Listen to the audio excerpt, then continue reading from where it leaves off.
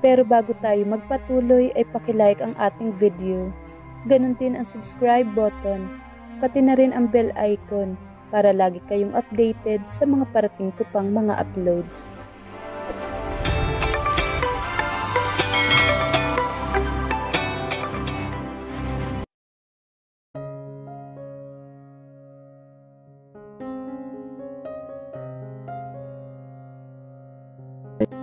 Si Drake, may perpektong buhay, sikat na arkitekto, mayaman at matagumpay.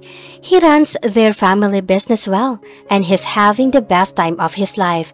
Though marriage is not in his mind for now, he's thinking of marriage soon with the girl of his dreams. Si Althea ay hindi mayaman, pero isang happy-go-lucky kind of girl. Mahilig mamili, clubbing, at walang seryosong relasyon sa mga lalaki. Then, she met Drake. They hang out together hanggang humantong sa one-night stand. Pero hindi matanggap ni Althea na bigla na lang siyang tatalikuran ni Drake after what happened. Mahal niya si Drake at gagawin niya lahat para dito. Pero paano ang pagsasamang walang pagmamahalan at isa lang ang nagmamahal? Hanggang kailan ang paghihintay niya para sa pagmamahal na hinahangad? Magandang araw sa lahat ng masugid na tagapakinig. Sa mga kwento ni Angelina, isang panibagong kwento ang ibabahagi ko sa inyo na muli ay paglalaruan ng ating mga emosyon at tiyak na magbibigay ng aral, kilig at inspirasyon. Maingay ang kapaligiran, mausok dahil maraming naninigarilyo. At higit sa lahat, maraming tao. Most women are wearing revealing clothes. Halos lahat ay nakikita na sa ikli ng mga damit at hapit sa katawan. Panay ang mga tingin ng mga babae sa kanila pero wala sa isip niya makipag-flirt ngayon. They are in the bar right now with friends. Nagtawag si Samuel para magkita-kita sila. At ngayon ay nakaupo silang lahat sa isang couch na paikot. Kanya-kanya sila ng inumin na nasa round table sa harapan nila. Siya si Drake Mayer. Half German siya at half Filipino. Namula-mula ang kanyang balat dahil madalas siya sa out-of-town travels. He likes water sports kaya halos bilad siya sa araw pag may time siyang magbakasyon. It was 5 years ago na mag-top siya sa architecture board exam and he's very lucky dahil pinagbigyan siya ng kanyang ama na magtayo ng sarili niyang architecture services company. Halos sila ang nanalo sa bidding kung hindi sa design dahil sa credibility ng kanilang firm hanggang nag-expand niya ito. At ngayon ay isa ng malaking kumpanya. Dagdag pa ang family business nila na mas napalago niya kahit nagsisimula pa lang siyang pamahalaan ito. Lahat silang magkakaibigan ay pare-pareho ng estado sa buhay. Pareho ding ayaw magseryoso sa relasyon pero dahil tumino na ang dalawa sa grupo nila ay puro ngiti lang ang sumbat niya pag nang-aasar na mga ito. Abroad. He's planning to study more. Nag-apply siya sa isang sikat na school of architecture sa Amerika. Kailangang always on the trend dapat ang mga designs at gamit niya para mas lalong maging successful ang sariling firm.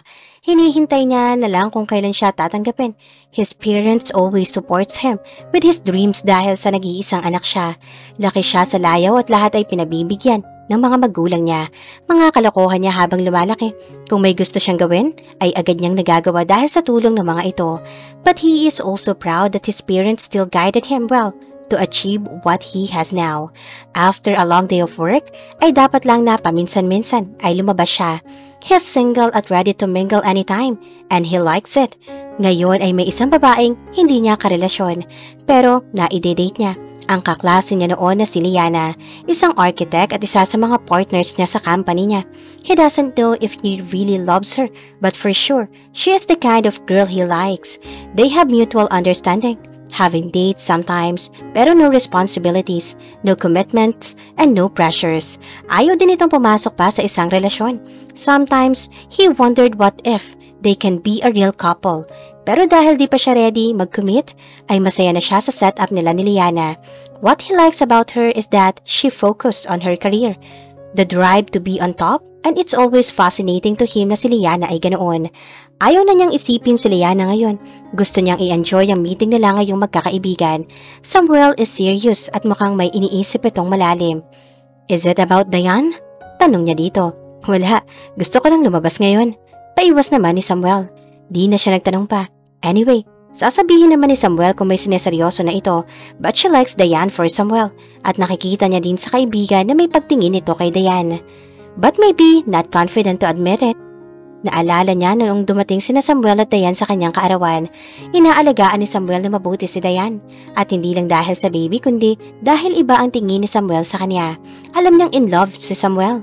After a few sip of drinks, biglang tumayo si Samuel at nagpaalam.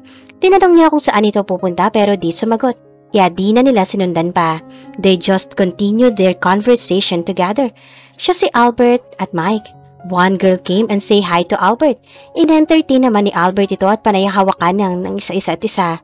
Sila na lang ni Mike ang naiwan na nagiinuman nang may kumindat ding mga girls sa kanila. Pinansin ni Mike ang mga babae, kaya napilitan siya makipag-usap sa kasama ng babaeng kasama ng partner ni Mike. Typical party girls but he doesn't want to be rude, kaya pinakasamahan niya ang mga babae. Nagpatuloy ang gabi na may tawanan at saya. Maaga ang appointment niya bukas para sa kanilang kumpanya. Kailangan niya ng aralin ang pasikot-sikot nito at bukas magsisimula na siya. But still, wala siyang balak umuwi ng maaga. He wants to enjoy the night. Sir, ready na po ang mga papers na ibibigay kay Sir Drake. Iwan ko na ba dito or iwan ko sa sekretary ninyo? Umangat ang ulo ni Geronimo, ang ama ni Drake. Tinignan si Ate Althea sa kanyang harapan na may hawak na folders. Iniisip ko, Iha, kung pwede bang ikaw na magbigay kay Drake mamaya? Sabay lagay set the date kung kailan siya makakasama sa'yo to check the new branch we have in Clark. Okay, sir. Tatanungin ko siya para maset natin ang oras. Sagot niya dito. Salamat, Althea. As always, isa ka sa aking anghel sa kumpanya na ito. Sabi nito at ngumiti. Pagkaalis ni Althea ay napasinghap ng malalim ang matanda. Siya pa rin ang CEO ng kanilang travel and tourist company. Sa dami ng connections nila ay sila ang nangunguna sa bansa ng pagdating sa customer choices. He thinks, soon, Drake will be ready. Dahil unti-unti na itong dapat pag-aralan ang pasikot-sikot ng kampanya nila at impressive ang outcome dahil mas gumanda ang sales nila but since his son still tries to stand on his own, ay willing pa rin siyang pagbigyan ng mga pangarap nito. Althea is a manager in one of his branches around Metro Manila. Maaasahan niya sa trabaho at mostly ay very professional ito sa trabaho. Pagdating sa mga orientation and presentations ng mga travel and tours offers, si Althea ang pinag-present niya. Bukod sa maganda ito, ay very passionate sa trabaho. Kaya tama lang na si Althea ang mag-present kay Drake ng mga bagong offers nila sa customers. Siya si Althea Castro, young and free. Dahil dalawa silang magkapatid ay nagagawa niya mga gusto niya. Pagka-graduate niya ng mass communication, ay agad siyang naghanap ng trabaho para sa sarili. Di sila mayaman pero di rin sila mahirap. Ang ama niya ay isang retired engineer at ang mama niya ay simpleng may bahay. Ang kuya niya ay nasa London. May pamilya na ring sarili kaya todo alaga siya ng kanyang ina. Kahit siya ay 23 na, ay parang baby pa rin ang pag-aalaga ng kanyang ina sa kanya. Buti na lang, at nakuha siya agad sa pinagtatrabahuhan niya ngayon.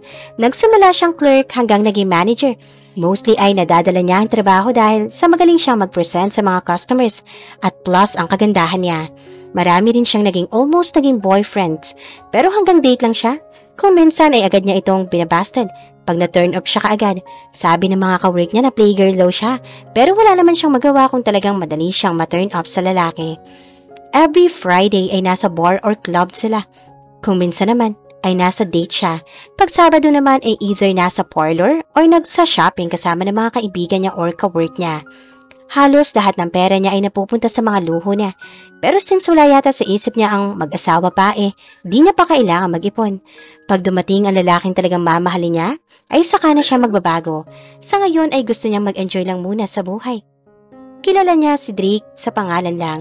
Tinitingnan niya minsan ang social media nito pero lumang pictures ang naroon. Meron. Masarap mangarap na sana mapansin siya nito pero hanggang pangarap lang yun. Hindi isang kagaya niya mapapansin ito. Madami itong nanligaw sa kanya na mayaman at gwapo pero iba pa siguro ang pakiramdam pag si Drake ang makikita niya. Di siya makapaniwalang makikita niya ito mamaya at makakausap pa. Mangyayari na ba ang pangarap niya? Ito na ba ang pagkakataon niya para makilala ito? Hay, sana mapansin siya. Yun ang sigaw ng kanyang isip. Nauna na siyang pumunta sa conference room para i-prepare ang presentation niya para kay Drake. Habang inaayos niya ang mga papers ay biglang nag-open ang pintuan ng conference room. Pumasok ang lalaking matangkat at lean ang katawan. Obvious na may banyagang dugo ito. May pagkahawig sa kanyang boss. Matangos ang ilong at naka-suit and tie. Bigla siyang nawala sa sarili at natulala. Si Drake, nahimasmasan na siya na magsalita ito. Hi, are you Althea? Tanong nito at medyo lumapit sa kanya. Yes, I am. I'm Althea. Nice to meet you, sir. Sabi niya dito at inabot ang kamay. Nakipagkamay naman ito sa kanya. Ewan ba niya at iba ang pakiramdam na nakadao pang palad niya ito? May kuryente siyang naramdaman na hindi niya maipaliwanag. Nakangiti ito sa kanya at binawi niya naman ang kamay niya. Umupo ito sa gitna ng mahabang mesa at halos di siya makagalaw sa kaba. Naiinis siya sa sarili sa kaba pero nilabanan niya ito. Nang magsimula na siyang mag-present at magsalita ay pakiramdam niya ay siya ang produkto na tinitingnan ni Drake. Sinusuri siya mula ulo hanggang paa at pati kanyang paggalaw. Naging relax lang siya hanggang matapos ang presentation niya. So what do you think, sir? Okay ba yung offers natin this season? Impressive! I like it actually. Mas maraming travelers ang magkaka-interes at mas practical ang prices kaya I think this will work. Sabi nito at nakangiti sa kanya. You can call me Drake. Stop the formality. Di naman tayo nagkakalayo ng age. I'm 27 so not that old na. Patuloy nitong pagsasalita. Okay, Drake. Tinatanong din ni Mr. ay ang papa mo pala. Kailan tayo pupunta kay Clark para makita ang opisina natin doon? Nagsuggest ang tatay mo na pumunta ka para tingnan ang operations natin doon. This Wednesday, available ako. And I think one day is enough. What do you think? Then, it will be on Wednesday. Sabi niyang hindi makatingin sa mata ni Drake. Napakalakas ng karisma nito at ngayon lang siya nakaramdam ng kalakas sa lalaki. Ito na siguro ang sinasabi nilang love at first sight? Nagpaalam na si Drake pero di pa rin siya makapag-concentrate sa trabaho niya. Halos mahimatay siya nang kunin ni Drake ang personal na cellphone number niya. Hindi ang office number nila, pero mismong ang number niya. The whole day was so perfect to her. Pakiramdam niya ay nag-iba ang tingin niya sa love. At iyon ay dahil kay Drake. Di mawaglit sa isip niya si Althea. Bakit ngayon niya ito naiirita? Siguro dahil mostly sa main office siya pumupunta. Napakaganda nito. At Pinong gumalaw. Nang mag-present ito sa kanya kahapon ay hindi niya maiwasang tingnan ito mula ulo hanggang paa. Perfect body, legs, and butt. He also find her smart, magaling sa customer service. Di na siya nagtaka kung bakit si Althea ang pinaharap ng daddy niya sa kanya. Wednesday morning ay nasa harapan na siya ng office sa Makati kung saan nagwo-work si Althea as a manager. Naka-normal clothes lang siya since out-of-town business naman. Di nagtagal ay lumabas na si Althea. Naka-skinny pants ito at white t-shirt. Napakasimple pero lalong magandang tingnan.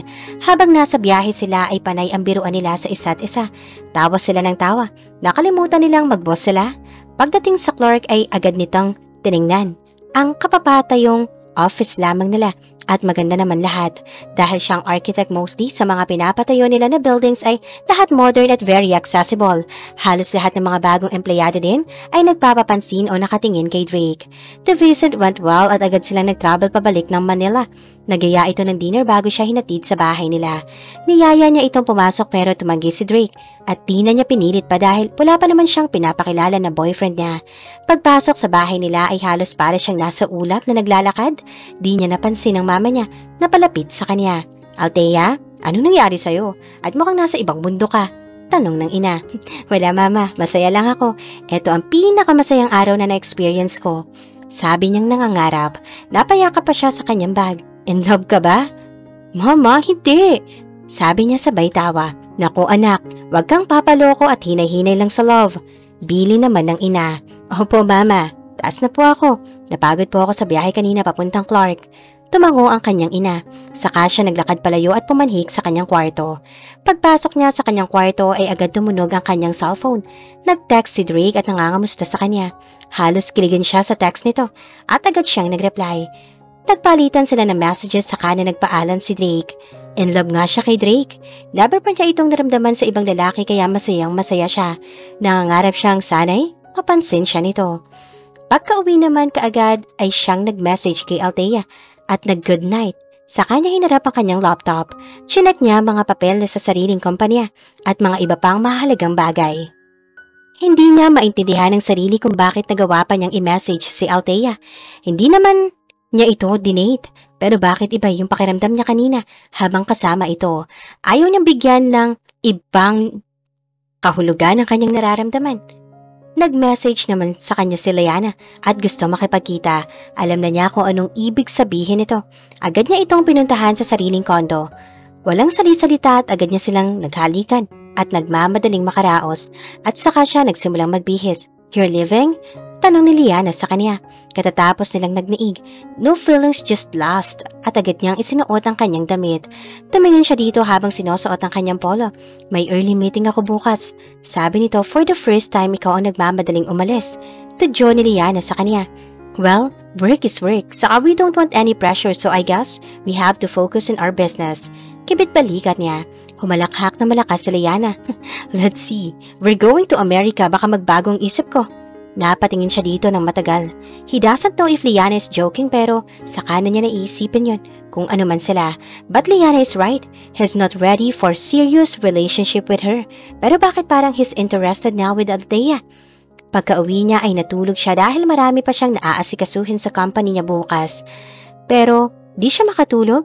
Aminin niyang nagandahan siya kay Althea. What if he will invite her to go out? Nakikita niya namang may pagtingin din sa kanya si Althea. Hi, women come and go. Siguro it's okay to go out with Althea. He wants girls who are open-minded. Sabado ng gabi ay nag-meet sila ni Althea sa bar. Very sexy ang suot ni Althea pero hindi cheap. Nasa club sila ngayon and enjoying the music, the drinks, and the fun. Masayang kasama si Althea.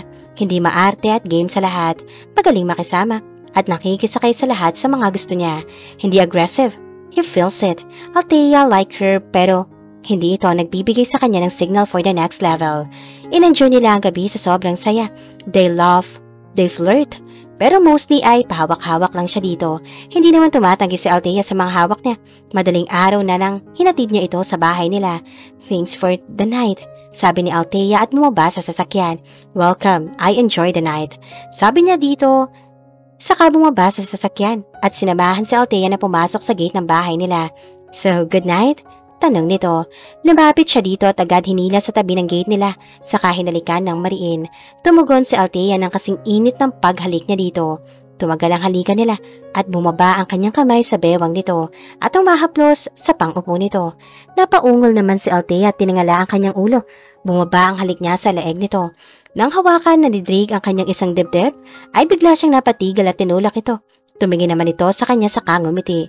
Di niya alam kung tama ang ginawa niya pero ayaw niya namang sa kalsada sila magkalat at sa tapat pa ng bahay nila. Good night, sabi nito sa pinisilang kanyang baba.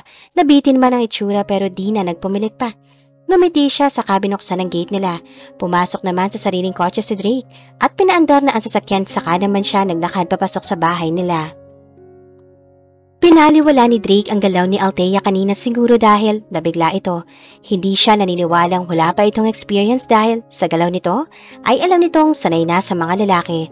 Bakit pag si Althea hinahalikan niya ay nawawala siya sa sarili? Siguro dahil medyo nagpapakipot ito pagdating sa sex. Di gaya ng iba. Paghahalikan niya ay agad na magyayayang pumunta sa pribadong lugar pero kay Althea ay iba na. Hindi ito nagbibigay ng senyales sa kanya na pumunta sila sa ibang lugar. Di siya namimili ng babae pero bakit iba ang sinasabi ng kanyang katawan? Gusto na niyang hilahin si Althea para pumunta sa kanyang kondo. Nag-shower siya pag-uwi para patayin ang init ng kanyang katawan. Ni hindi niya maisip si Liana at si Althea ang nasa isip niya. Every Friday night ay lumalabas na sila ni Althea. Wala man silang relasyon. Pero alam niyang they have mutual understanding. Kahit na panay ang gimmick niya, ay hindi niya pa rin pinapabayaan ang kanyang firm at ang kumpanya ng kanyang ama. Kahit mas lalo pang lumalago ang architecture firm niya at mas marami pa silang projects, mas pinag-iigihan niya din ang pag-aaral sa pagpapalakad sa travel and tours na family business nila. Hindi malayong siya na ang susunod na mag-handle dito. It's Friday afternoon. Nag-promise siyang susunduin niya si Althea and they will go for dinner before going to the club. Pero may hinahabol silang projects, kaya plano niyang dalhin muna ito sa kanyang office for a while, saka sila tumuloy sa lakad nila. Sinundo niya si Althea saka din nila sa office niya. Ang mga ibang empleyado niya ay patingin-tingin konti kay Althea, lalo na at nakahawak si Althea sa kanyang mga bisig. Proud girlfriend ang itsura. Nakangiti at bumabati pag may bumabati. Napatigil lang sila sa paglalakad papunta sa kanyang office nang nasalubong niya si Liana. Nagulat at napatigil si Liana ng kaunti. Saka nilagpasan sila at naglakad. Well, hindi na niya hawak kung ano nararamdaman ni Liana. Pero clear naman kung ano ang relationship nila. Agad niyang tinapos ang kanyang trabaho at niyaya niya nang lumabas si Althea. Every month's girl kung ihahambing si Althea sa ibang babae. Maputi, balingkinitan at napakaamo na mukha. Halatang mestiza din ito kaya may mga iba ding lalaki na napapatingin dito. He's proud having her as his date.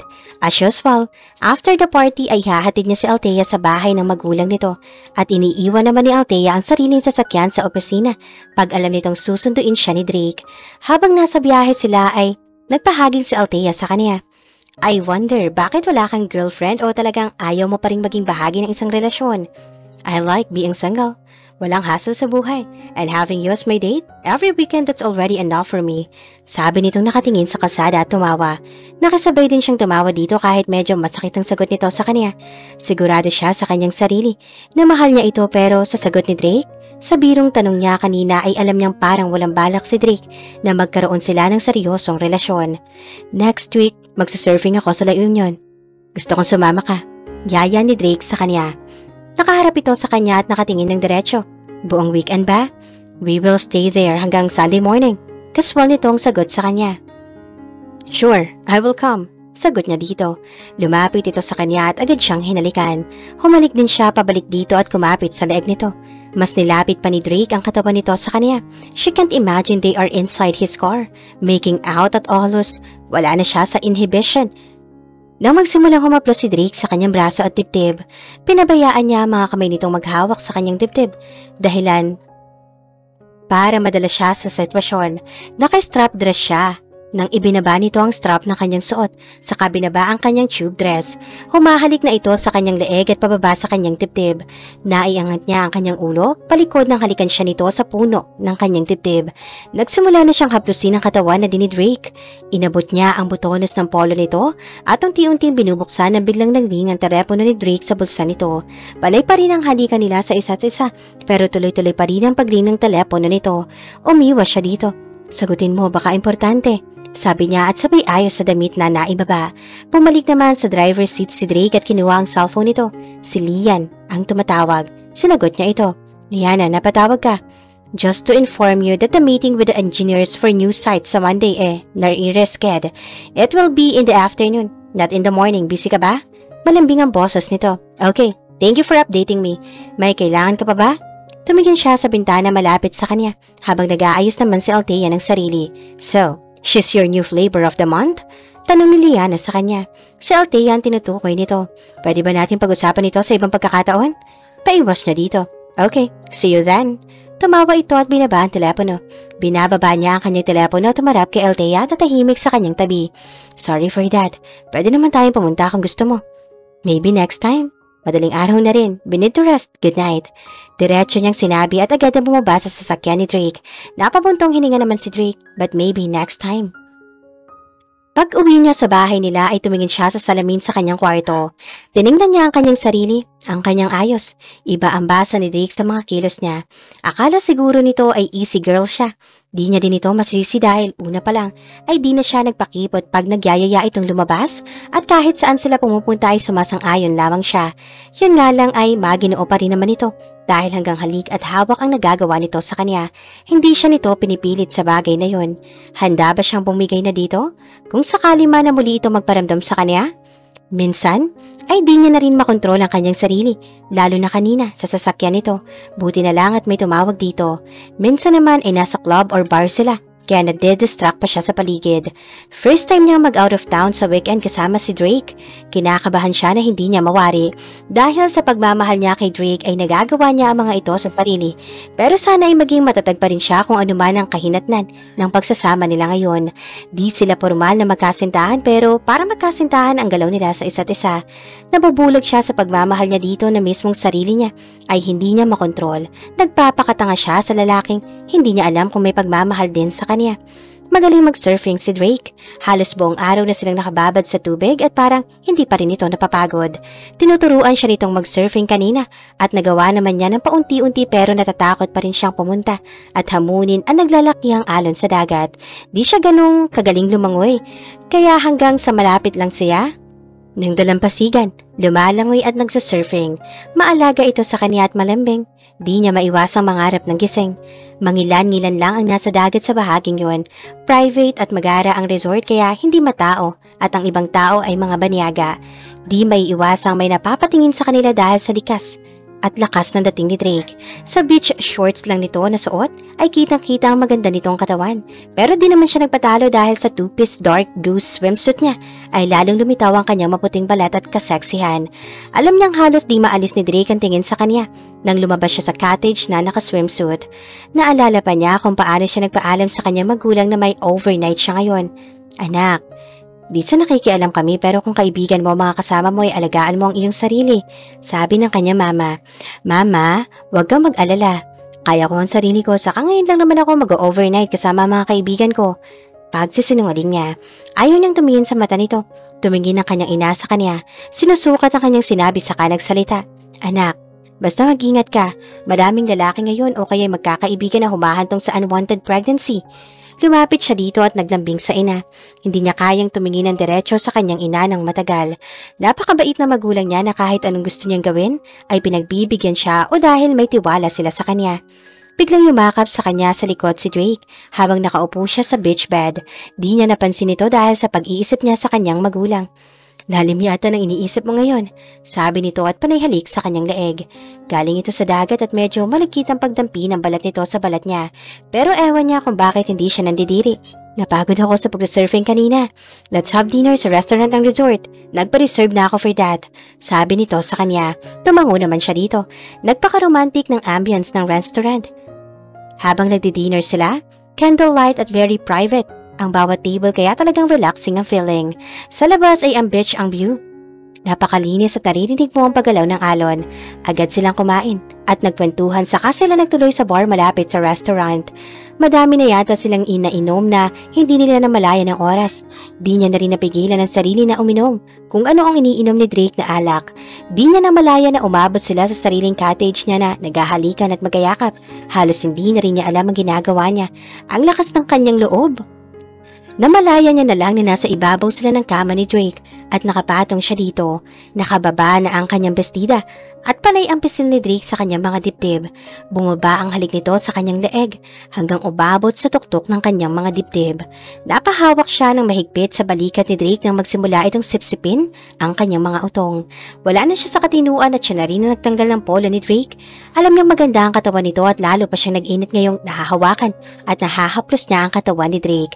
Biglang gumalaw si Drake at siya naman ang nasa ilalim. Panay ang halik ni Drake sa kanyang katawan. Mas napaungol pa siya lalo nang dumako na ang kamay ni Drake sa kanyang pagkababae. Alam niyang bandang handang-handa na siya kaya siya na ang nagtanggal sa pantalon ni Drake. I want you so bad. Hanas niyang sinabi nito dahil sa paglalaro ng daliri nito sa kanyang pagkababae. You want this? Tudyo pa nito at lalong pinag-igihan ang paglaro ng daliri nito sa kanya. Ungol naman ang sagot niya dahil dito. Di niya maipaliwanag na pakiramdam. Tumagal ang paglalaro nito sa kanyang paggitna hanggang maramdaman niya ang masarap na hindi maipaliwanag. Pumwesto si Drake sa ibabaw niya at siya naman handa na dito. Nang sinimula na ni Drake na gumalaw ay medyo nagulat ito dahil sa hindi ito agad makapasok. Siya naman ay nakapikit ng mariin dahil sa sakit. Ay, virgin ka? I want you to be my first. Please, Drake, just continue. Sagot niya dito at mas nilapit pa ang sarili. Nagulat man si Drake ay ayaw niyang tumigil. Kahit nasasaktan si Althea ay naituloy niya ang pag-iisang katawan nila. Nang medyo nakaka-adjust na si Althea sa kanya, ay binilisan niya na ang paggalaw sa ibabaw nito. Nawala na sila sa kanilang sarili, sa sarap na nararamdaman at narating nila ang sukdulan ng sabay. Pagkatapos ay agad silang nakatulog sa pagod at dahil na rin sa alak. Kinaumagahan ay nagising na maaga si Drake. Tulog na tulog si Althea sa kanyang tabi. Hindi niya maintindihan ang nararamdaman. Bakit parang nakokonsensya siya dahil siya ang unang lalaki sa buhay nito. Tumayo siya at nagtungo sa banyo para maligo at nagbihis saka lumabas sa kanilang cottage.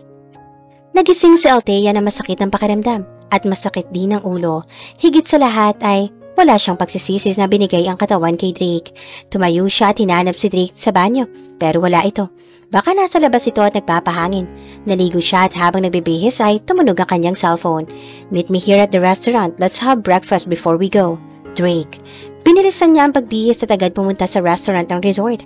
Nakaupo si Drake at nagbabasa ng newspaper. Good morning. Nag-order na ako ng breakfast natin.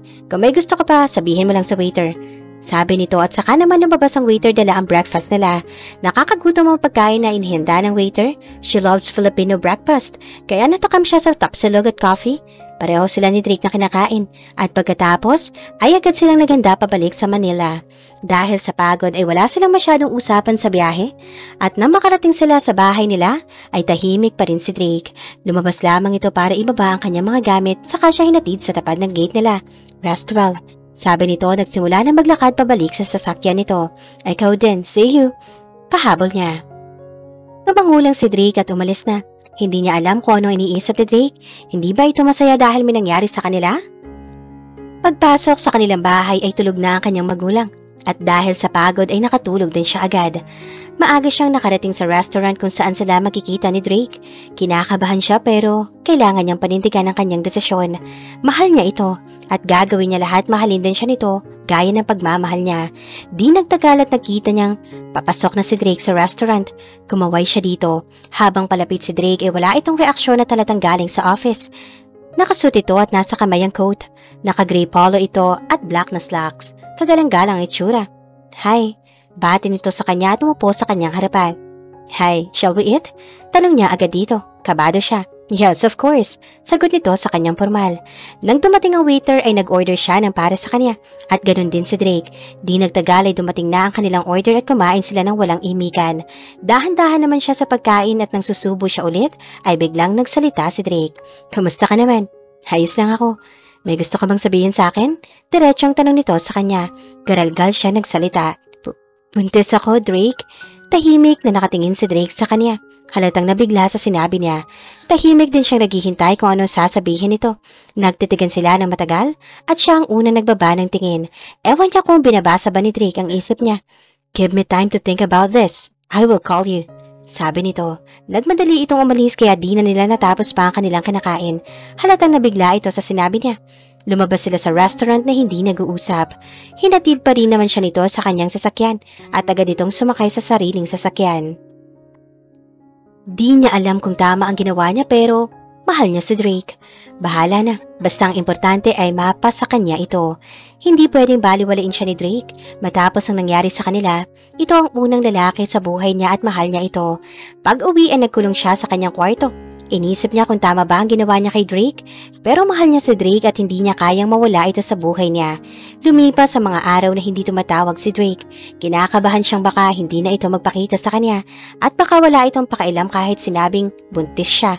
Araw-araw ay inaabangan niyang tumawag ito sa kanya pero wala siyang natatanggap. Pinagpapatuloy niya ang kanyang buhay na umaasang makausap si Drake.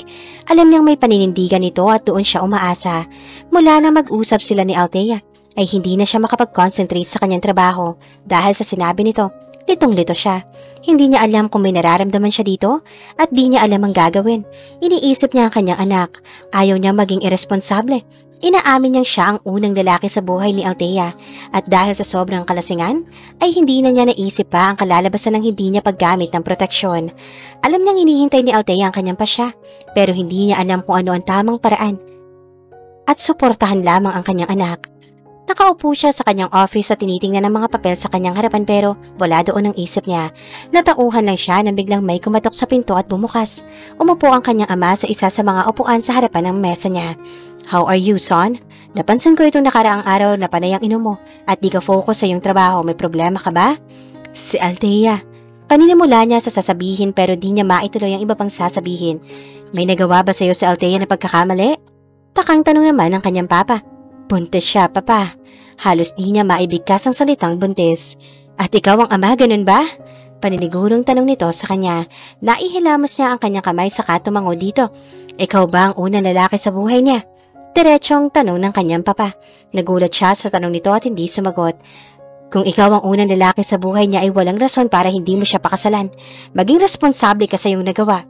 Pagpapatuloy na salita nito. Papa, hindi ko siya mahal. Pagsalungat niya sa sinabi nito, isipin mo ang iyong anak, hindi ang iyong sarili. Gusto na iyong mama si Liana. Pero kung ganyan na buntis si Althea, pakasaluan mo siya. Ayoko ng bastardong apo. Seryoso ang kanyang papa na nakaupo sa isang upuan sa harap ng kanyang mesa. Papa, ayoko pa magpakasal. Harapin mo ang problema mo. Matagal ko nakilala si Althea, mabait at matalino ito. Bakit di mo subukang mahalin? Total ay nakabuo na kayo ng bata. Putol nito sa kanyang sasabihin pang iba. Biglang tumayo ang kanyang papa at palabas na ito ay nagpahabol ng salita. Sa madaling panahon ay idaos na natin ang inyong kasal. Nasa sa inyo kung maggarbo ang kasal o hindi. Pero gusto kong bago dumating ang apo ko ay kasal na kayo. Saka ito sinara ang pinto at umalis. Wala na siyang ligtas sa mga mangyayari, kundi ang pakasalan si Althea. Sinandal niya ang kanyang ulo sa kanyang upuan. Nasa isip niya ang usapan nila ni Liana noong nakaraan na maaaring subukan nila maging magkasintahan pag nasa Amerika na sila. Pero ngayon ay si Althea na ang kanyang papakasalan. Oo, masayang kasama si Althea. Pero dahil napakabilis ng pangyayari, ay di niya palubos na kilala si Althea. Nag-e-enjoy pa lang siya sa kanyang buhay binata. Ang pag-aasawa ay malayo-malayo sa kanyang isip. Pero ngayon ay nasa harapan na niya ang sitwasyon at wala na siyang ligtas lalo na at alam ng kanyang papa. Kinuha niya ang kanyang cellphone at tinawagan si Althea. Gusto niya makipagkita dito ng personal para sabihin magpapakasal sila. Nagkita sila ng gabi at kumain sa labas. Nang sinabi niya kay Althea na magpapakasal sila, ay ngumiti lang ito at hindi umangal. Sinabi niya din dito na sa mga susunod na araw ay mamamanhikan sila sa mas madaling panahon. Tangulang ang sagot ni Althea. Di nagtagal ay nagpaalam na sila sa isa't isa. Di na niya hinatid pa si Althea sa sasakyan nito. Pag uwi niya sa kanilang bahay ay nasalubong niya ang kanilang family doctor na palabas. May nangyari bang masama? Agad niyang tanong dito. Ang mama mo, iho. Medyo nahilo kanina. Alam mo na medyo masela ng kanyang puso. Nabigla sa balita ng iyong papa. Anyway, binabati kita, iho. Salamat, Doc. Sabihin mo sa iyong mama na parating inumin ang kanyang mga gamot, ha? Bili nito. Oo, Doc. Tumiretso siya sa kwarto ng magulang. Nakahiga ang kanyang mama at nakaupo sa gilid ng kama ang kanyang papa. Iho, akala ko ay si Liana ang gusto. Pero ngayon ay si Althea pala. At magkakaanak na kayo? Hindi ko siya masyadong kilala dahil si Liana lang naman na naipakilala mo. Mahina ang boses ng kanyang mama at talatang hirap pa sa pagsasalita. Mama, napakabilis po ng pangyayari. Kaya di nyo na siya nakilala. Pero dahil magpapakasal kami ay makikilala nyo na siya, mama. Pinasigla niya ang kanyang boses para huwag mag-isip masyado ang kanyang mama. Nakatingin naman sa kanya ang kanyang papa, pero walang sinasabi. Niyakap niya ang kanyang mama. Madalas sakitin ang kanyang mama ngayong matanda na ito. Ayaw niyang baka maatake ito sa puso pag may mabalitaan pang hindi maganda. Salamat, iho, at magkakaupo na ako, sabi nito sa kanya. Naidaos ang civil wedding nila sa City Hall. Simple at sila lang ang nandoon. Hindi siya nag-imbita ng iba. At ganun din si Drake. Walang pagsigla ng kanyang kasiyahan na sa wakas ay asawa niya na si Drake. Si Drake naman ay napipilitan sa nangyari. Madalas seryoso ang mukha at ngumiti lang ng kaunti sa kanyang magulang. Nagulat man ang kanyang magulang ay wala na silang oras mag-usap pa dahil namanhikan agad ang magulang ni Drake. Alam ng bawat pamilya na buntis siya kaya kailangan niyang panindigan ito. At sana siya'y mabuntis sa madaling panahon bago pa malaman na nagsisinungaling siya na napikot niya lang si Drake. Naiyak ang kanyang ina na magpapakasal na siya at nagbilin pa ito sa kanya. Anak, may asawa ka na. Prioridad mo nang alagaan iyan at ang magiging anak ninyo. Dalaw ka madalas sa bahay para maturuan kita sa pagluluto. Nakakahiya sa asawa mo na wala kang alam sa gawaing bahay. Pulang-pula siya sa mga sinabi nito pero dahil positive ang pananaw niya, ay alam niyang kakayanin niya lahat mapasaya lang si Drake. Kumain sila sa isang hotel at nagkakilanlan. Mabait ang magulang ni Drake kahit na magkaiba sila ng estado sa buhay. Tahimik si Drake at sumasagot lamang kung siya ang tinatanong na. Nang matapos ang kasal, ay agad silang tumuloy ni Drake sa bagong townhouse na binili nito. Ayaw nitong magstay sila sa kanyang kondo pero hindi na siya nagtanong pa. Maganda at moderno ang bahay nila mula gamit at design. Ilang siyang pumasok sa bahay at di alam kung saan niya ilalagay ang gamit. Maari mong gamitin ang master's bedroom. At ako ang gagamit ng guest room sa tabi nito. Pero mag-asawa tayo, Drake. Dapat tayo magsama sa isang kwarto. Oo, pinakasalan kita. Hindi dahil mahal kita, kundi dahil may anak ka. Putulin mo na ang drama. Paano hindi mo ako kilala? Halos magkasama tayo noon every weekend. Hindi mo kailangang maging asawa sa akin. Sa papel lang tayo kasal. Malamig na sabi ni Drake. At nauna na itong pumasok sa guest room. Saka sinara ng malakas. Pinuhat niya naman ang kanyang maleta at nilagay sa master's bedroom. Ang luwang ng kama at ganoon din ang banyo. May walk-in closet pa kaya napakaganda. Inayos niya ang kanyang mga gamit saka umupo sa kama. Nag-iisip siya ng paraan para may mangyari ulit sa kanila ni Drake. Di pwedeng hindi siya mabuntis. kaya dapat ay gawin niya lahat para mahalin siya nito. Nagpalit siya ng damit at lumabas. Pagkapunta niya sa kusina, ay may note sa mesa. Lumabas ako, wag mo akong hintayin. Napaupo siya sa isang silya sa dining. Hindi ito ang nasa isip niya ngayong mag-asawa sila. Agad siyang naghanap ng makakain pero walang laman ng ref dahil bago pa lahat ng kagamitan. Lumabas siya para bumili ng pagkain. Nag-grocery siya at bumili din ng mga ibang kailangan nila. Halos 4 na supot na malalaki ang binili niya at agad niyang inayos pagka-uwi. Di man siya marunong magluto ng mga ibang putahe pero marunong naman siyang magprito-prito kaya yun na lang muna ang lulutuin niya. Nasa honeymoon stage sila at ayaw mag-travel ni Drake, kaya ayaw naman niyang pumunta agad sa bahay nila at magpaturo sa ina na mamamangha iyon. Ginugol niya ang sarili sa panonood ng TV. Madaling araw na makauwi si Drake. Lasing ito at inalalayan niya itong makahiga sa kwarto nito. Hinaplos niya ito sa mukha habang ito'y mahimbing na natutulog at umalis na siya para matulog sa sariling kwarto. Kinaumagahan ay agad siyang nagising para magluto ng pang-umagahan. Nagsuot siya ng maikling palda na hapit sa katawan. Kailangan niyang maakit ito at nag-ponytail siya ng buhok. Simple pero kitang-kita ang kanyang kaseksihan. Nakapagluto siya ng maayos nang nagiting si Drake at pumunta sa kusina. Umapo ito at agad siyang naghanda ng kape nito. Alam niyang black ang coffee nito dahil minsan na silang nagkape matapos silang nag-pour noon. Nilagay niya ito sa harapan nito. Inihanda ang kanilang mga plato saka kumain silang tahimik. Pwede ba tayong lumabas ngayon? Tanong niya dito. I have a meeting at 10. Kung gusto mong lumabas ay pwede kang lumabas. Malamig nitong sagot. Nasa honeymoon tayo, wala ka dapat trabaho. At hindi ba tayo pwedeng maging normal na mag-asawa? In our case, hindi. Alam mo ang rason kung bakit tayo kasal. Saka ito tumayo at pumunta sa sariling kwarto. Gusto niyang maiyak sa nangyayari. Paano na ang mga plano niya? Pag di siya matuluyang mabuntis, aakitin niya ito, yun ang nasa isip niya. Kinagabihan ay nagsuot siya ng maiksing lingerie at hinihintay niya itong umuwi.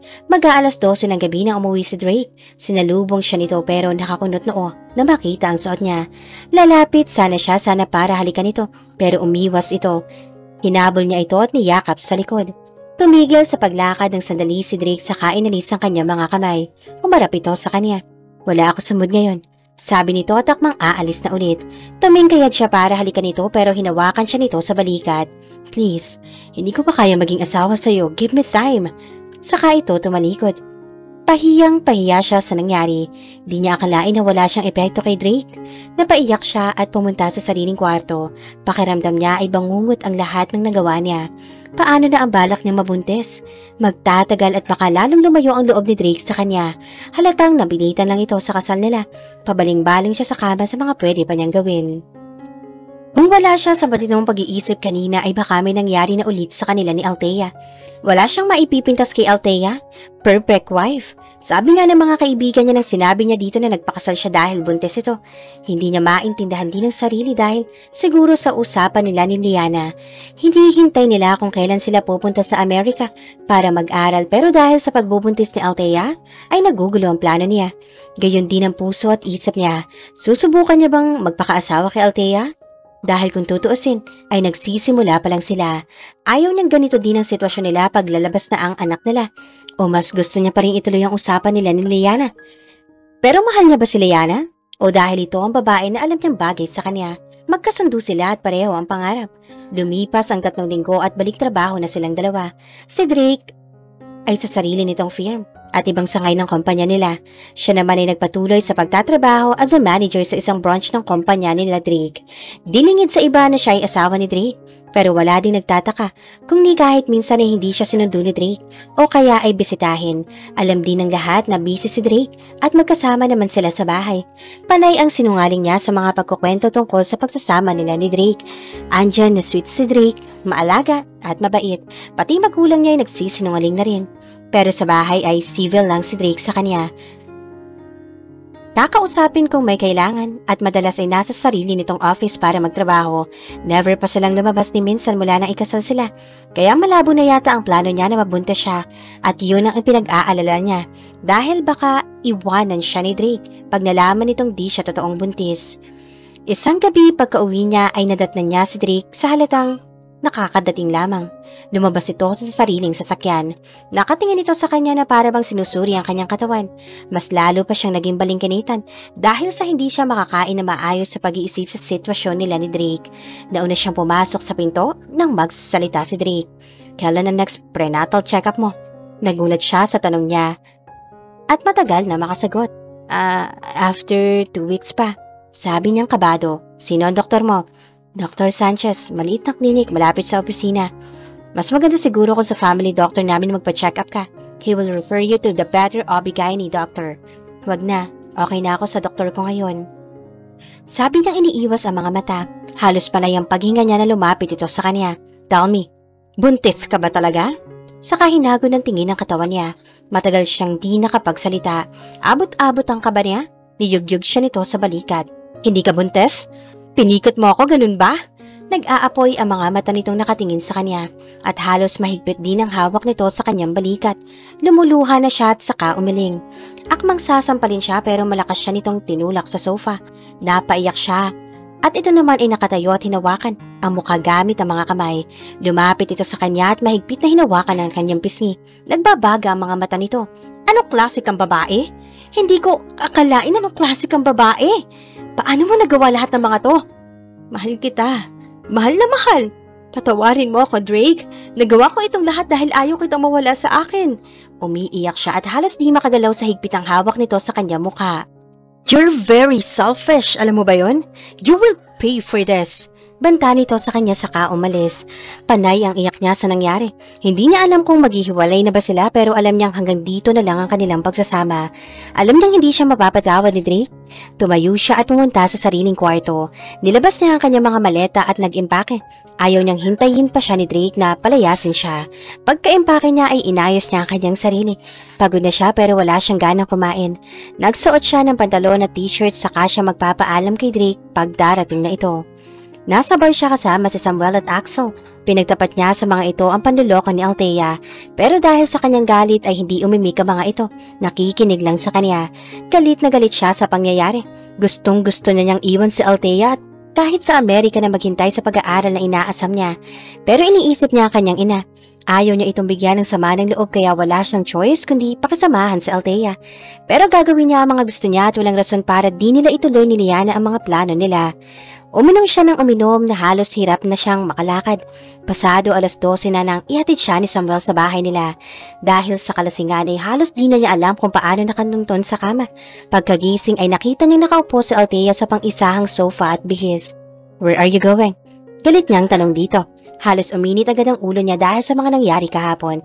Humihingi ako ng paumanhin sa nagawa ko. Ako na ang magsasabi sa lahat kaya aalis na ako. Sabi nito. Bumangon si Drake at hinawakan siya sa braso. Walang aalis. Don't try me dahil I can do everything I want. Sabi nitong diin. Let's continue this how you started at walang aalis. Patuloy nito. Sa boses nito ay halatang tinitimpi nito ang galit sa kanya. Sa takot niya ay agad siyang pumasok sa kanyang kwarto. Natakot siya sa banta nito. Alam niyang makapangyarihan din sila. Ayaw niyang madamay pa ang pamilya na sa gulong ginawa niya. Baka sa sobrang galit kaya ito ganong magsalita. Yun ang nasa isip niya. Binalik niya ang mga gamit sa lalagyan at inayos din ang sarili saka nag-ayos sa loob ng bahay. Umalis naman agad si Drake pagkatapos ng pagtatalo nila. Kinaumagahan ay ginawa niya pa rin ang mga dapat gawin ng asawa. Naghuhugas siya ng plato na dumating si Drake.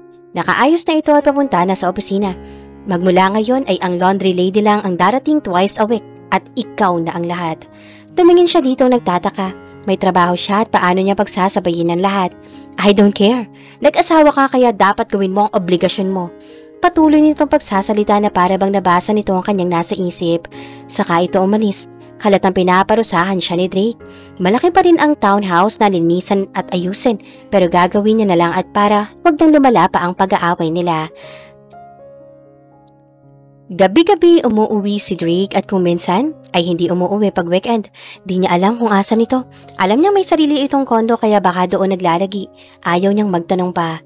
Kung minsan na inaayos niya ang mga gamit nito bago ilagay sa labahan, ay may bakas ng lipstick o kaya ay amoy ng perfume na babae na hindi gaya ng pabango niya.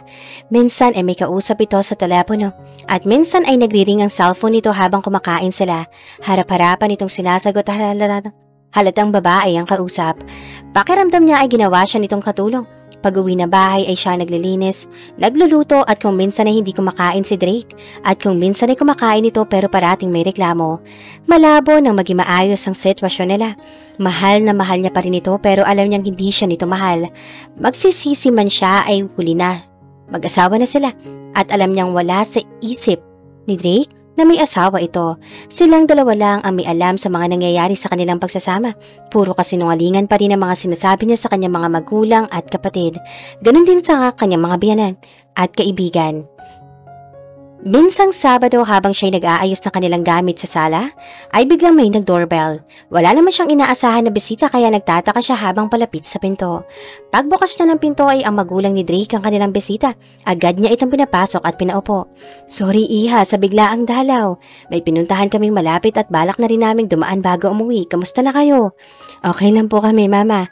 Maya-maya uuwi din po si Drake. Di na po kayo maghapunan?" Yaya niya sa mga ito. Sumang-ayon naman ang mga ito at panatag na nakaupo sa kanilang sala. Agad siyang nagluto ng pagkain. Bagamat may dala ng ibang pagkain ng magulang ni Drake pero nagluto pa rin siya ng pwedeng idagdag. Nagluto siya ng bistec Tagalog na kailan lang tinuro ng kanyang ina at agad naman niyang natutunan. Nag-message siya kay Drake pero di niya alam kung babasahin ba nito o hindi. Bahala na, ang importante ay sinabihan niya ito. Pagsapit ng 6:00 ay umuwi si Drake galing trabaho. Agad itong bumati sa magulang at pagkatapos ay lumapit sa kanya at hinalikan siya sa labi. "Miss you babe, anong niluluto mo?" Lambing nito at yakap-yakap pa siya sa bewang. "Bistec Tagalog. Gusto kong itry. Turo ni mama nung nakaraan na dalaw ko sa bahay." Lambing niya din dito kahit naninibago siya sa paglalapit nila ng katawan. "I will change my clothes saka tayo kumain," sabi nito at humalik pa ulit sa kanya. Nangingiti naman ang magulang ni Drake na nakatingin sa kanila at nang nakapagbihis na si Drake ay nagsimula na silang kumain. "Bakit di kayo kumuha ng lead para may kasakasama sa bahay si Althea?" tanong ng ina ni Drake. "Mama, ine-enjoy pa namin na kaming dalawa lang. Walang istorbo at higit sa lahat may privacy kami, di ba babe?" sabi ni Drake at kumindat pa sa kanya. Tahimik naman siya at nakikinig sa usapan saka tumango. "Let them be. Bagong kasal sila. Hayaan mong i-enjoy nila. Nasa honeymoon stage pa sila, honey. At soon the baby will come kaya doon nila kailangan ng kasama." Sang-ayon ng papa ni Drake. "O siya, ayaw ko lang naman na mabinat si Althea." "Okay lang po mama. Masaya po akong kaming dalawa po muna ni Drake ang magkasama." "Okay, kung ganon. I'm impressed dito sa bistec Tagalog mo, iha. Masarap at malasa. Alam mo bang mahilig sa any beef na ulam si Drake? Nakuha mo ang hilig niya." Puri nito sa kanya. "Siyempre mama, she knows what I want." Nakangiting sumagot ito. Ayaw na niyang umimik pa dahil masaya na siyang pinuri siya ng mama ni Drake at panay ang lambing ni Drake sa kanya. Pagkatapos ng hapunan ay tinulungan siya ni Drake na magtikpit ng kanilang pinagkainan. Nagulat man siya ay di na siya nagtanong pa. Nang umupo na sila sa sala ay halos ang higpit ng yakap ni Drake sa kanya at panay ang halik nito sa kanyang labi. Di naman nagtagal ay umalis na ang magulang nito. Matapos ang kaunting kwentuhan, pagkatapos silang maihatid sa kotse ay agad siyang binitiwan ni Drake at naunang pumasok sa loob ng bahay. Nakangiti naman siyang sumusunod dito. Kumuha ito ng beer sa ref, saka humarap sa kanya. "Ayaw mo bang maging okay tayo? Pinakasamahan kita dahil nasa harapan tayo ng magulang ko. Kung walang sakit ang mama ko, matagal ko nang sinabi sa kanya ang totoo. Alam ko, hindi naman ako umaasa." Sagot niya dito. "Good. Dahil ikaw ang pinakahuling babaeng gusto kong hawakan at makasama. Asawa lang kita sa papel." At tumingin ito sa kanya na para bang diring-diri. "Then, what's the point na magkasama pa tayo?" Napahiyaman siya ay nilakasan niya ang loob na sumagot dito. Tumawa ito ng pagak. "Para makita mo na magagawa ko pa rin lahat kahit may asawa na ako." Gusto niya itong sampalin sa galit pero pinigil niya ang sarili at lalong-lalo na hindi siya iiyak sa harapan nito. Pagkaubos nito ng beer ay umalis ulit. Hindi ito nagsasabi kung saan pumupunta. Napaupo siya sa sahig. Sa sakit na nararamdaman ay napaiyak na rin siya. Masakit sa damdamin ang trato nito sa kanya. Dumiretso naman siya sa kanyang kondo at tinawagan si Liana. Alam ni Liana na matagal na silang kasal ni Althea. Nung una ay nagulat ito dahil alam nilang siya ang tipo ng lalaki na ayaw magpatali at parating nag-iingat para hindi makabuntis. Hindi makapaniwala si Liana nung malaman nitong pero dahil sa sinabi niya buntis sa Althea, ay nag-iba na ang kanilang relasyon. Naging magkaibigan na lamang at magkasosyo.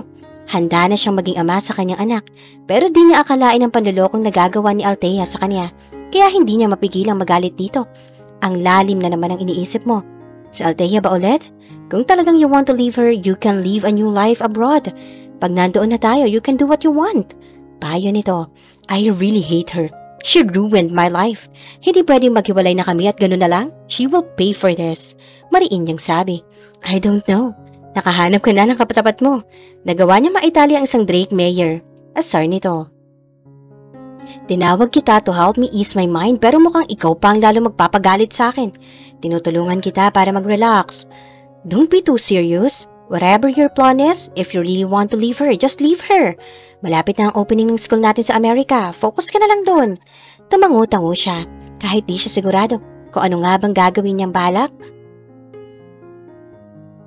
Talagang kalimutan at hiwalayan si Althea. Lumipas ang mga araw na ganon ang setup nila ni Drake. Ubos na ang luha niya sa kaiiyak pero wala siyang magawa. Minsan habang kumakain siya ng mag-isa ng panghapunan, ay biglang dumating si Drake ng maaga. Lumapit ito sa dining table at nilatag ang invitation card para sa annual ball na dinadaos every year ng kumpanya. Ngayong taon lang kung sakali sa unang pagkakataon makikiselebrate si Drake dahil ngayong taon lang naman ito naging parte ng kumpanya. We're going to this event dahil kay Papa at Mama. Make sure you act well. Pagbabanta nito. Wala sana siyang balak pumunta dahil ayaw niyang may masabi si Drake. Pero ngayong si Drake na ang nagsabi, ay kailangan niyang umattend. May 2 araw pa siyang maghanda kaya kinabukasan pagkatapos ng trabaho, ay agad siyang pumunta sa mall para bumili ng gagamitin kasama ng kanyang mga katrabaho. Panay ang tudyo ng mga ito na dapat sa designer shop siya kumuha. Pero sabi niya ay okay lang. Kahit saan. Dahil isang beses niya lang naman gagamitin ang gown. Beige na long gown na napili niya. Backless ito at may manipis na strap sa harapan. Pa-V ang neckline nito. Sexy pero conservative pa rin. May asawa na siya kaya mas pinili niya ang long gown kaysa above dani na suot. Pagkatapos nilang mamili, ay kumain sila at nagsiuwian. Masaya siya na kahit papaano ay nakakalimutan niya ang lungkot pagkasama ang katrabaho at kaibigan. Friday ng hapon ay nag-aayos na siya. Ganoon din si Drake. May dumating na isang babae para i-deliver ang suot niya ni Drake at tinulungan sila sa pag-aayos. Nagpa-makeup siya dito at medyo simple lang ang makeup niya. Nang isuot na niya ang gown niya, ay manghang-mangha ang nag-ayos sa kanya. No wonder, pinakasalan ka agad ni Drake. Para kang artista at modelo sa ganda at kaseksihan. Puri nito sa kanya. Nagpasalamat naman siya dito at lumabas na sila sa kanyang kwarto. Di niya alam kung nabigani din ba si Drake sa itsura niya o namalikmata lang siya. Napakagwapo din ni Drake sa suit and tie nito. Inalalayan siya nitong makapasok sa sasakyan at di nagtagal ay nasa hotel na sila kung saan gaganapin ang ball. Agad silang binati ng magulang ni Drake. Gandang-ganda din ng mga ito sa kanya. Dahil sa dami ng tao ay di na niya makagilap ang kanyang mga kaibigan at katrabaho. Lalo na at nasa harapan ng kanyang upuan. Panay ang haplos at yakap ni Drake sa kanya sa harap ng mga magulang nito. Kumakain sila nang biglang may humalik sa pisngi ni Drake. Liana, we're glad you came, sabi ng ina ni Drake at nagbeso-beso ang mga ito. Pinakilala sila sa isa't isa at ngiti din sila sa isa't isa.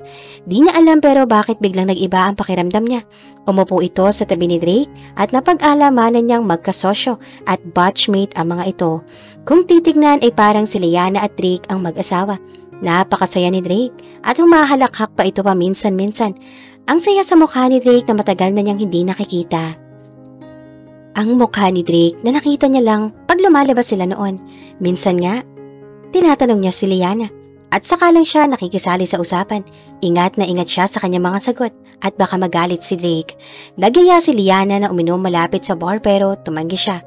Kaya naiwan siya sa mesa dahil sumama si Drake. Busy naman ang biyanan sa programa ng kumpanya kaya mag-isa lang siya sa upuan. Ilalabas na lang niya sana ang kanyang cellphone para maglaro nang biglang may nagsalita. Hi gorgeous!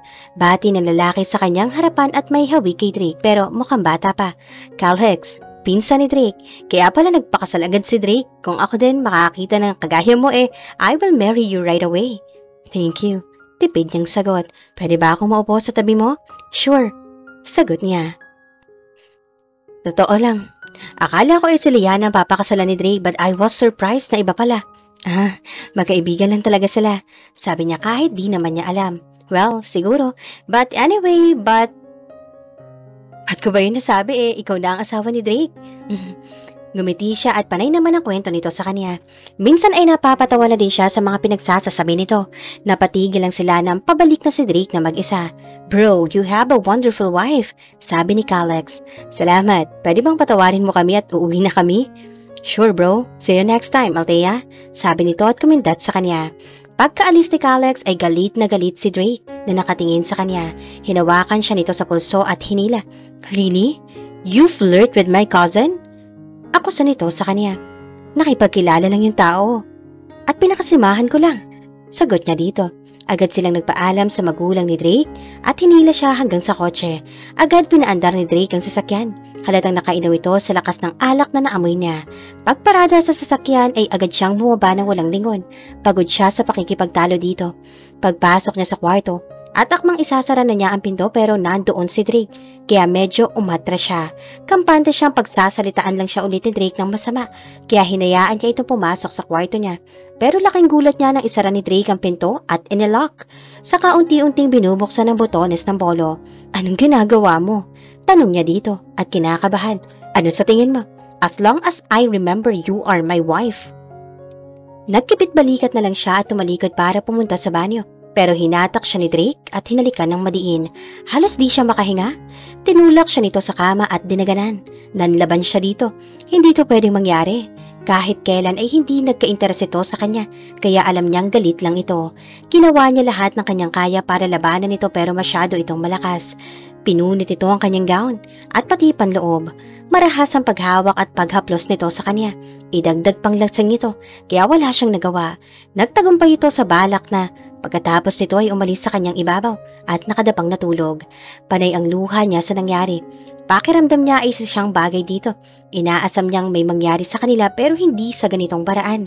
Tumayo siya at nagayos ng katawan. Saka tumabi dito para matulog. Nilagyan niya ng unan sa gitna nila. Pumangon siyang masakit ang katawan at wala na sa tabi niya si Drake. Siguro ay lumipat ito sa kabilang kwarto. Pero iniwan naman ang mga damit nito at sapatos na nagkalat sa sahig. Inayos niya ito saka tumayo. At agad pumunta sa kusina para mag-prepare ng agahan. Sabado ngayon. At balak niyang maglinis kaso dahil sa nangyari kagabi, ay mas gusto muna niyang magpahinga. Kumakain siya nang dumating si Drake at umupo sa kanyang harapan. Kumuha din ito ng pagkain saka nagsimulang kumain.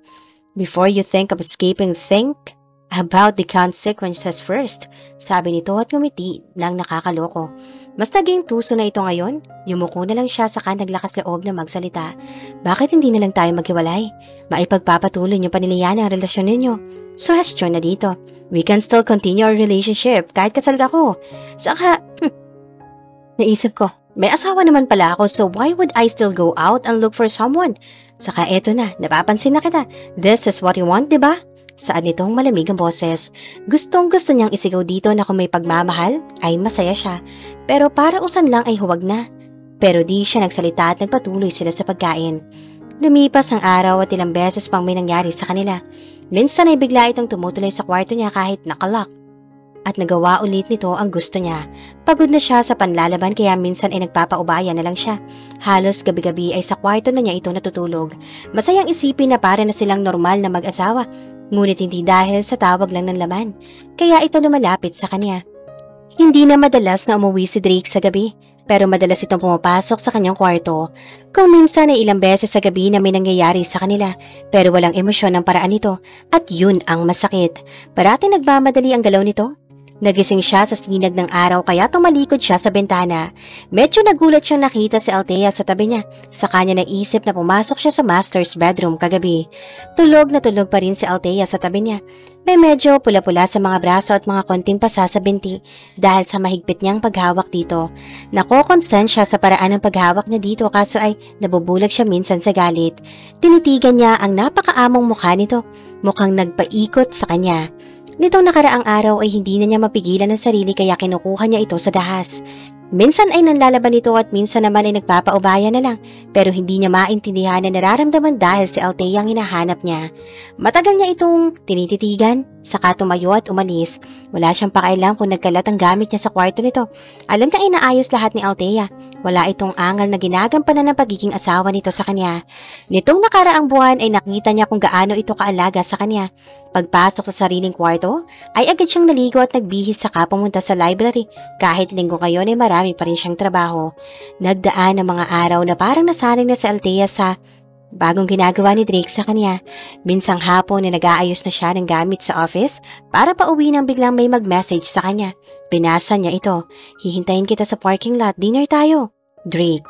Binasa niya ng paulit-ulit ang message nito. Hindi siya makapaniwala na nagsasabi ito na magdi-dinner sila.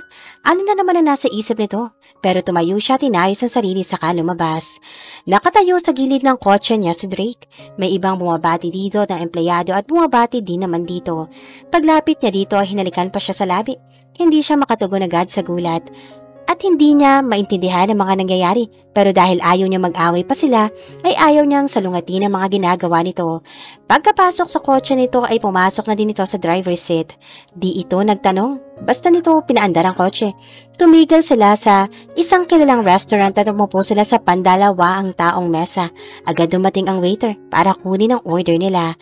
Nag-order siya at ganun din si Drake. Tumingin sa kanya si Drake pero di niya mabasa ang nasa isip nito, kaya nagbaba siya ng tingin. "Approved na ang schooling ko sa Amerika. After 1 week ay flight ka na. I need to go there earlier para maayos pa ang ibang kailangan." Tumingin siya dito na hindi nagsasalita. Painom-inom lang siya ng tubig sa kanyang harapan. Ito na siguro ang ending nila. Mas mabuti nang maghiwalay na sila kaysa magkagulo pa. "You will follow after 2 months. Ipasa mo lahat ng mga requirements mo para sa iyong visa." "Bakit pa? You are my wife. Kung asan ako ay dapat nandoon ka." Sabi nito. Gusto niyang isatinig na parang may parausan. "Ganun ba? Maraming babae doon. Willing at higit pang mas angat sa akin." Pero di siya nagsalita. Kumain silang tahimik. Iniisip niya kung susunod ba siya o hindi dahil ayaw na niyang umasa pa na may pagmamahal ito sa kanya. Mas gusto niyang maghiwalay na sila. Laking ginhawa sa buhay ng isa't isa. Pagkakain ay nagtanong pa si Drake kung may gusto siyang puntahan pero gusto na niyang umuwi at makapagpahinga. Kaya umuwi sila at agad siyang pumasok sa kwarto niya. Naupo siya konti sa gilid ng kama. Nag-iisip siya kung anong gagawin niya sa mga susunod na araw pero bahala na. Gusto na niyang makalaya sa pagsasama nila.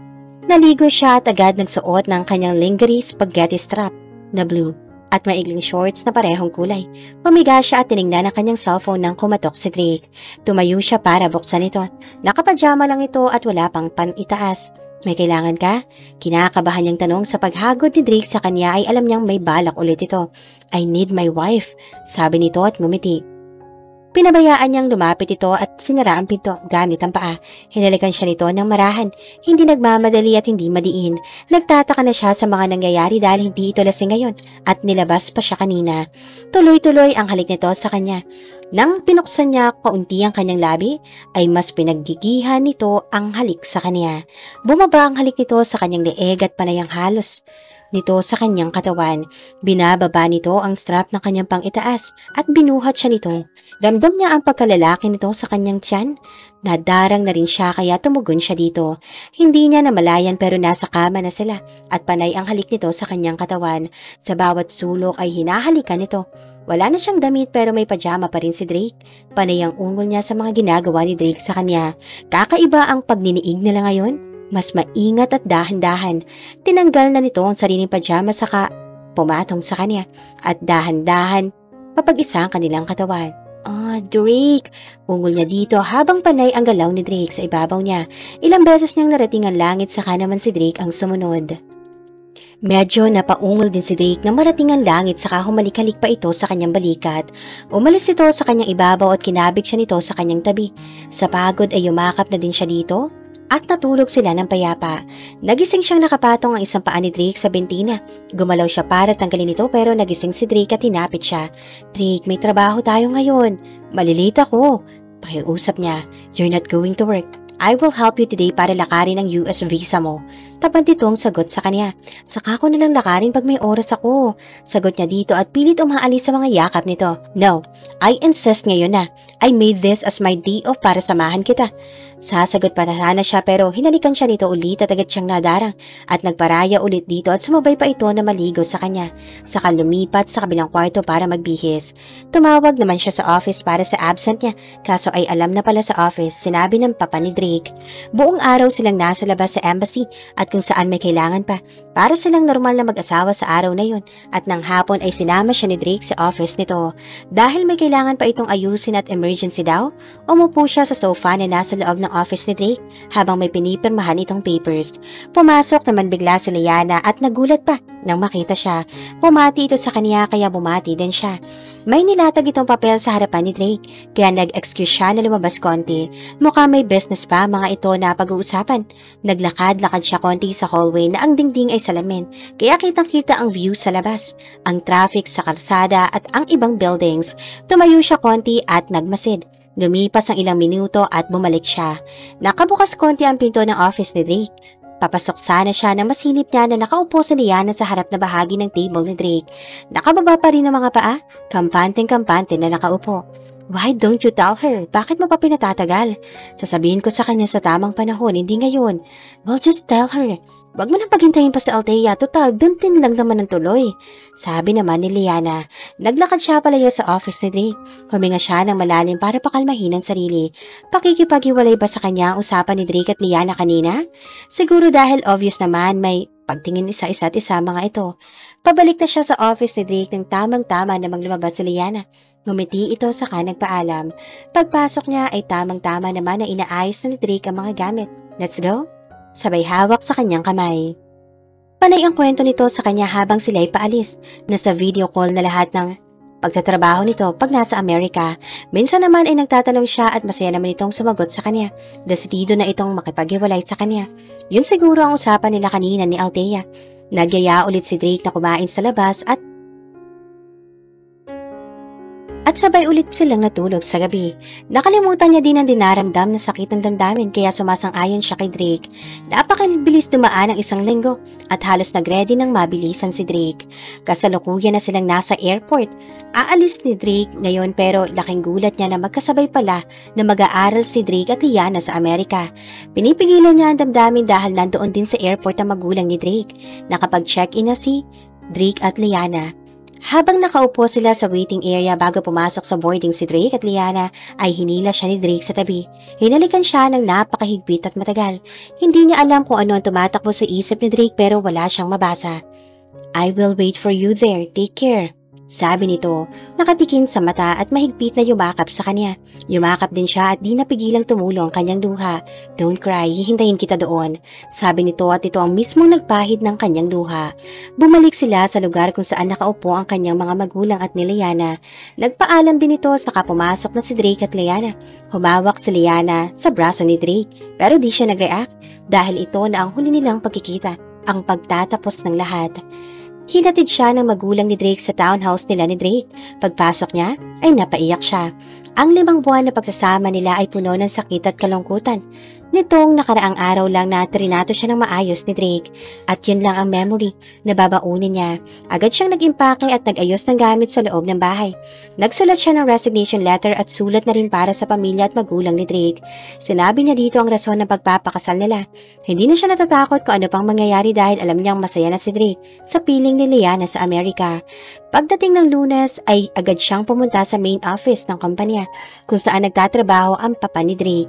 Iniwan niya sa sekretary nito ang sulat at resignation nito at ang susi ng bahay nila ni Drake saka umalis. Dumalaw siya sa magulang at pinagtapat din sa mga ito ang kasinungalingan niya. Galit sa una ang magulang niya pero sa huli, inintindi pa rin siya. Umalis siya para maghanap ng bagong trabaho at bahay. Ayaw man nila ang plano niya pero wala pa rin magawa ang mga ito dahil siya pa rin ang masusunod. Walang alam ang magulang niya kung saan siya pupunta. Basta ang alam niya ay kailangan niya ng bagong buhay, bagong paligid at bagong trabaho. Napadpad siya sa Tagaytay. hindi malayo sa Manila, pero isang lugar na pwede siyang magsimula.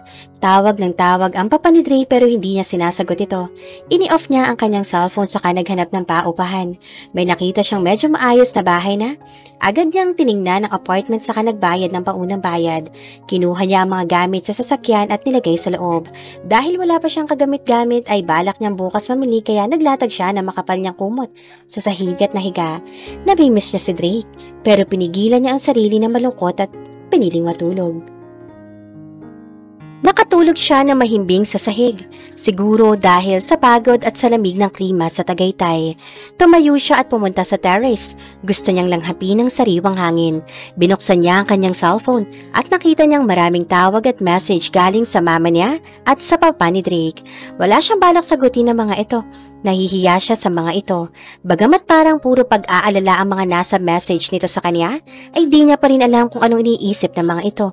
Iniisip niyang siguro sa ngayon ay nakarating na sa Amerika sila Drake.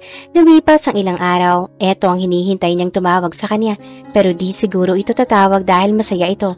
Ayaw na niyang umasa pa. Pero bakit di niya mapigilan ang kanyang puso na umasa? Napakiramdam niya ay pag ito ang tumawag at hahanapin siya, ay baka sumunod siya dito ng di oras. Maghihintay siya ng ilang araw sakaling tatawag ito. Pumunta siya sa mall at bumili ng mga furniture at pagkain. Lahat ay ipapadeliver niya bukas. Pagod na pagod siya sa pamimili. Kinabukasan ay ginugol niya ang araw sa pag-aayos ng kanyang apartment. Tuwang-tuwa siya sa kinalabasan ng dekorasyon niya. Naging bahay ang apartment na inuupahan niya. Bumili din siya ng bagong cellphone para bago na rin ang kanyang number. Kailangan niya ang sariling makalimot kung hindi ay mababaliw lamang siya sa kakaisip kay Drake. Bukas naman ay paghahanap ng trabaho ang plano niya, kaya natulog siya agad. Kinaumagahan ay agad siyang lumakad. Nakahanap siya ng bangko na naghahanap ng teller. Nakasulat sa requirements na pwede ang natapos niya, kaya nagpasa siya ng resume. Gamit niya ang pagkadalaga niyang apelyido. Walang nakakakilala sa kanya sa Tagaytay. Pumasyal-pasyal sa paligid. Maganda ang Tagaytay. Sumasabay siya sa mga turista at masaya palang mamasyal na mag-isa. Bandang hapon na balak na niyang umuwi, biglang nag-ring ang kanyang bagong cellphone at hindi kilalang numero ang tumatawag. Tinatawag siya bukas para sa interview. Agad siyang umuo at nang binaba ang kanyang cellphone, tuwang-tuwa siya. Umuwi siya at nagpahinga. Tiningnan niya ang dati niyang cellphone pero puro message at tawag galing sa kanyang ina. Hay, walang paramdam si Drake sa akin. Alam na kaya nito na nagtapat na siya sa lahat? Yun ang nakatulugan niyang tanong sa kanyang isip. Natulog siya na maaga para sa interview na bukas. Nakuha siya bilang isang teller sa bangko na yon. Hindi gaanong kalaki ang sweldo pero masaya na siya at may trabaho na siya. Magsisimula na siya sa mga susunod na araw kaya laking tuwa niya. Di pa ubos na ang ipon niya'y paghahanap ng bagong trabaho. Wala siyang nagagastos noon. Nung magkasama sila ni Drake dahil lahat ay gastos ni Drake. Pero sa ngayon ay ayaw niya namang maubos lahat ng perang naipon niya. Madali naman niyang naaaral ang kanyang trabaho, lalo na at accommodating ang mga katrabaho niya.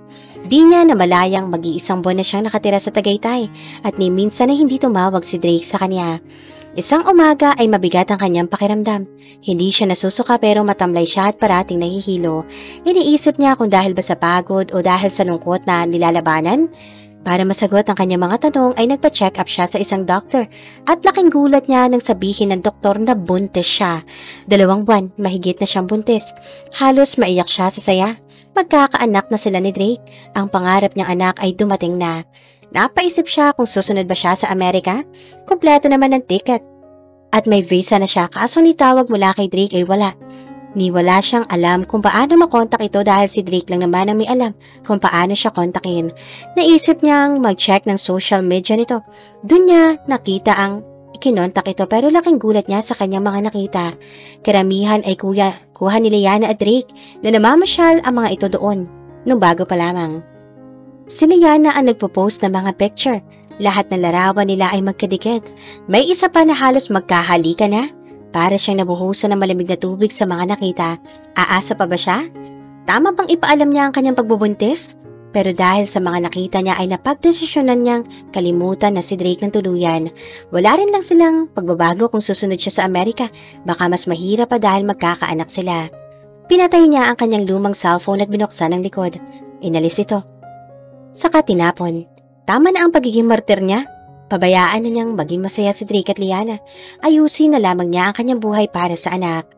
Araw-araw ay kinakausap niya ang kanyang anak. Ito ang nagbibigay lakas sa loob niya. Nang sinabi niya sa manager nila na buntis siya, ay okay lang sa mga ito na magkakaanak siya at nagdahilan na ang kanyang boyfriend na nasa ibang bansa.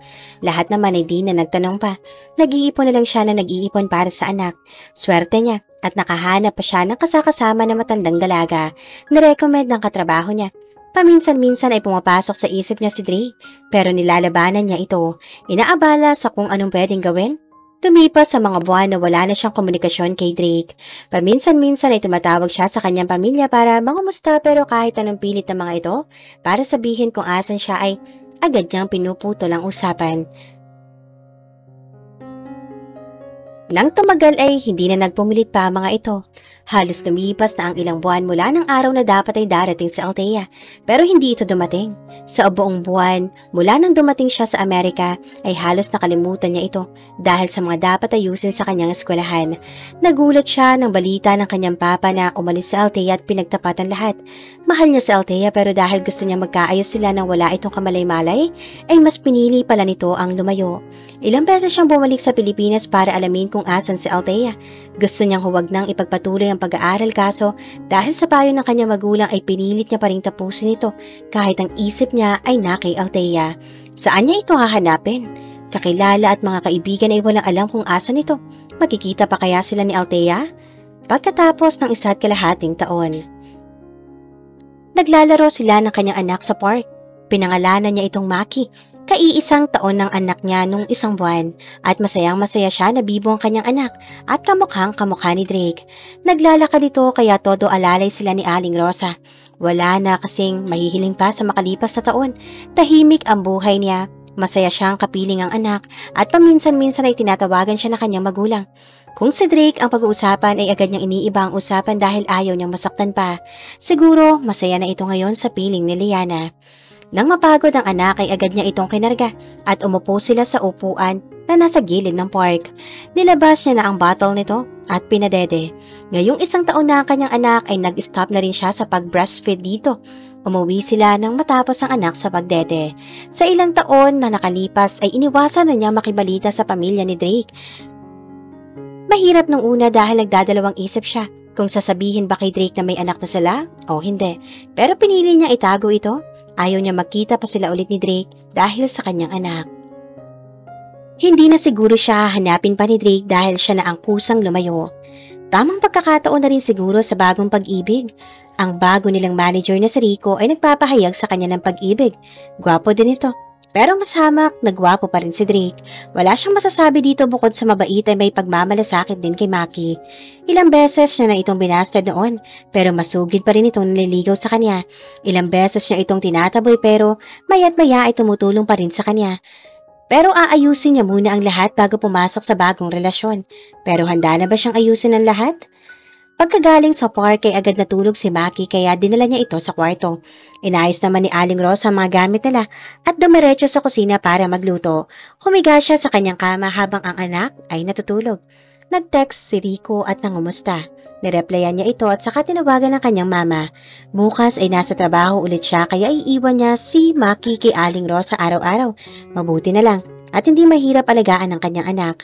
Biglang kumatok si Aling Rosa sa kwarto nilang mag-ina. Pinagbuksan niya ito ng pinto. May bisita ka. Sabi nitong mahina. Di na siya nag-abala pang magtanong. Alam niya mahilig magsorpresa si Rico kaya sinara niya ang pinto ng kwarto at pumunta sa salas. Napatigil siya sa kanyang paglalakad na makita niya nakatalikod na lalaki. Ang lalaking kailanman ay di nakalimutan ng puso niya. Lumingin ito sa kanya. Hindi niya alam kung ano ang nasa isip nito dahil napaka-formal na mukha. Hinagod siya ng tingin ni Drake. Saka tumingin ulit sa kanyang mukha. Pinapakalma niya ang sarili saka lumapit dito. Kaya ito ang lugar na pinagtataguan mo nitong mga taon? Maganda at komportable. Sabi nitong relax at tumatango-tango pa. Hindi ko alam na magkikita pa tayo. Anong kailangan mo? As far as I know, ay may asawa ako. Asawang biglang nagtago. Sarkastiko ang tono ng boses nito. Alam nating pareho kung bakit mo ako pinakasalan. Diretsuhin mo na ako kung anong pakay mo. Matigas ang kanyang mga tinig. Ayaw niyang ipakita dito na halos Kabang-kaba siya sa nangyayari. Ngumiti ito na nakakaloko saka medyo yumuko para mas lumapit ang mukha nito sa kanya. Tulad ng lagi kong sinasabi, kailangan ko ang aking asawa. Maghiwalay na tayo. Alam kong kayang-kaya mong ayusin ang mga papel. I don't want to fight with you. Kaya tigilan mo na ang mga bagay na yan. Tapusin na nating lahat to. Sabi niyang di natitinag. Medyo naging seryoso si Drake. It seems like ayaw mo akong bigyan ng chance to be kind to you. Malakas na ba ang loob mo ngayon dahil may iba ka na? Hindi ko alam ang sinasabi mo. Ang gusto ko lang ay ang manahimik ka. Okay, bago ka magdesisyon, bibigyan kita ng choice o chance? Kibit balikat nitong sabi, kampanteng nakaupo sa kaharap niyang sofa. A complete family or alone? Saka ngumiti. Nagimbal siya sa sinabi nito. Alam niyang alam na nito ang tungkol sa kanyang anak kung ganun. Sa bagay, walang imposible sa pera. Anong ibig mong sabihin? You know what I mean? Babalik ako bukas para malaman ang desisyon mo at makita ang anak ko. Naghahanap siya ng sasabihin. Hindi pwede makuha nito ang kanyang anak. Huwag na nating pahirapan ang isa't isa. Pwede tayo mag-usap para sa setup natin sa bata. Habol niya dito. Tumayo na din siya sa kanyang upuan. Lumingin ito sa kanya. Nice try, but I will be back tomorrow. Saka umalis. Nanlumo siyang umupo ulit sa sofa. Alam niyang darating ang araw na ito pero di niya akalaing ngayong araw na. Pinikit niya ang kanyang mata at tumingala. Nag-iisip ng pwedeng gawin. Hindi. Mapagkakailang siya ang ama ni Maki. Anong plano mo na bumalik, ha? Ngayong bumalik na siya. Puna ni Aling Rosa sa kanya. Hindi ko pa nga ho alam, Aling Rosa. Natatakot ako para sa anak ko. Ayaw ko magkahiwalay kami. Pag-isipan mo mabuti ang desisyon mo, anak. Hindi mapagkakailang may kaya nga ang ama ng iyong anak. Salamat po, Aling Rosa. Pasok lang po ako sa kwarto, silipin si Maki. Oh, anak, magluluto na rin ako ng panghapunan natin. Gulong-gulo ang isip niya. Di niya alam ang gagawin sa sitwasyong ito. Paano pagkukunin ni Drake ang anak nila? Wala siyang kalaban-laban dito sa pera at koneksyon nito, lahat ay posible. Tinitigan niya ang kanyang anak na masarap ang tulog sa crib, malapit sa kanyang kama. Saka kung ano man ang plano ni Drake ay wag ang paghiwalayin silang mag-ina. Wala pa rin kupas ang karisma ni Drake sa kanya. Tinitingnan niya ito kanina. Mas gwapo at mas mature ang itsura. Mas malakas ang dating. Ang lalaking lubos niyang minahal kahit noon. Pero sa ngayon ay gusto na niyang bagong buhay na hindi kasama ito. Pero kaya ba niya? Dahil ngayon pa lang ay malakas pa rin ang kaba sa dibdib niya pag nakikita ito. Buong hapon siyang nasa trabaho. Sinabihan niya si Aling Rosa na pag dumating si Drake ay itawag agad sa kanya.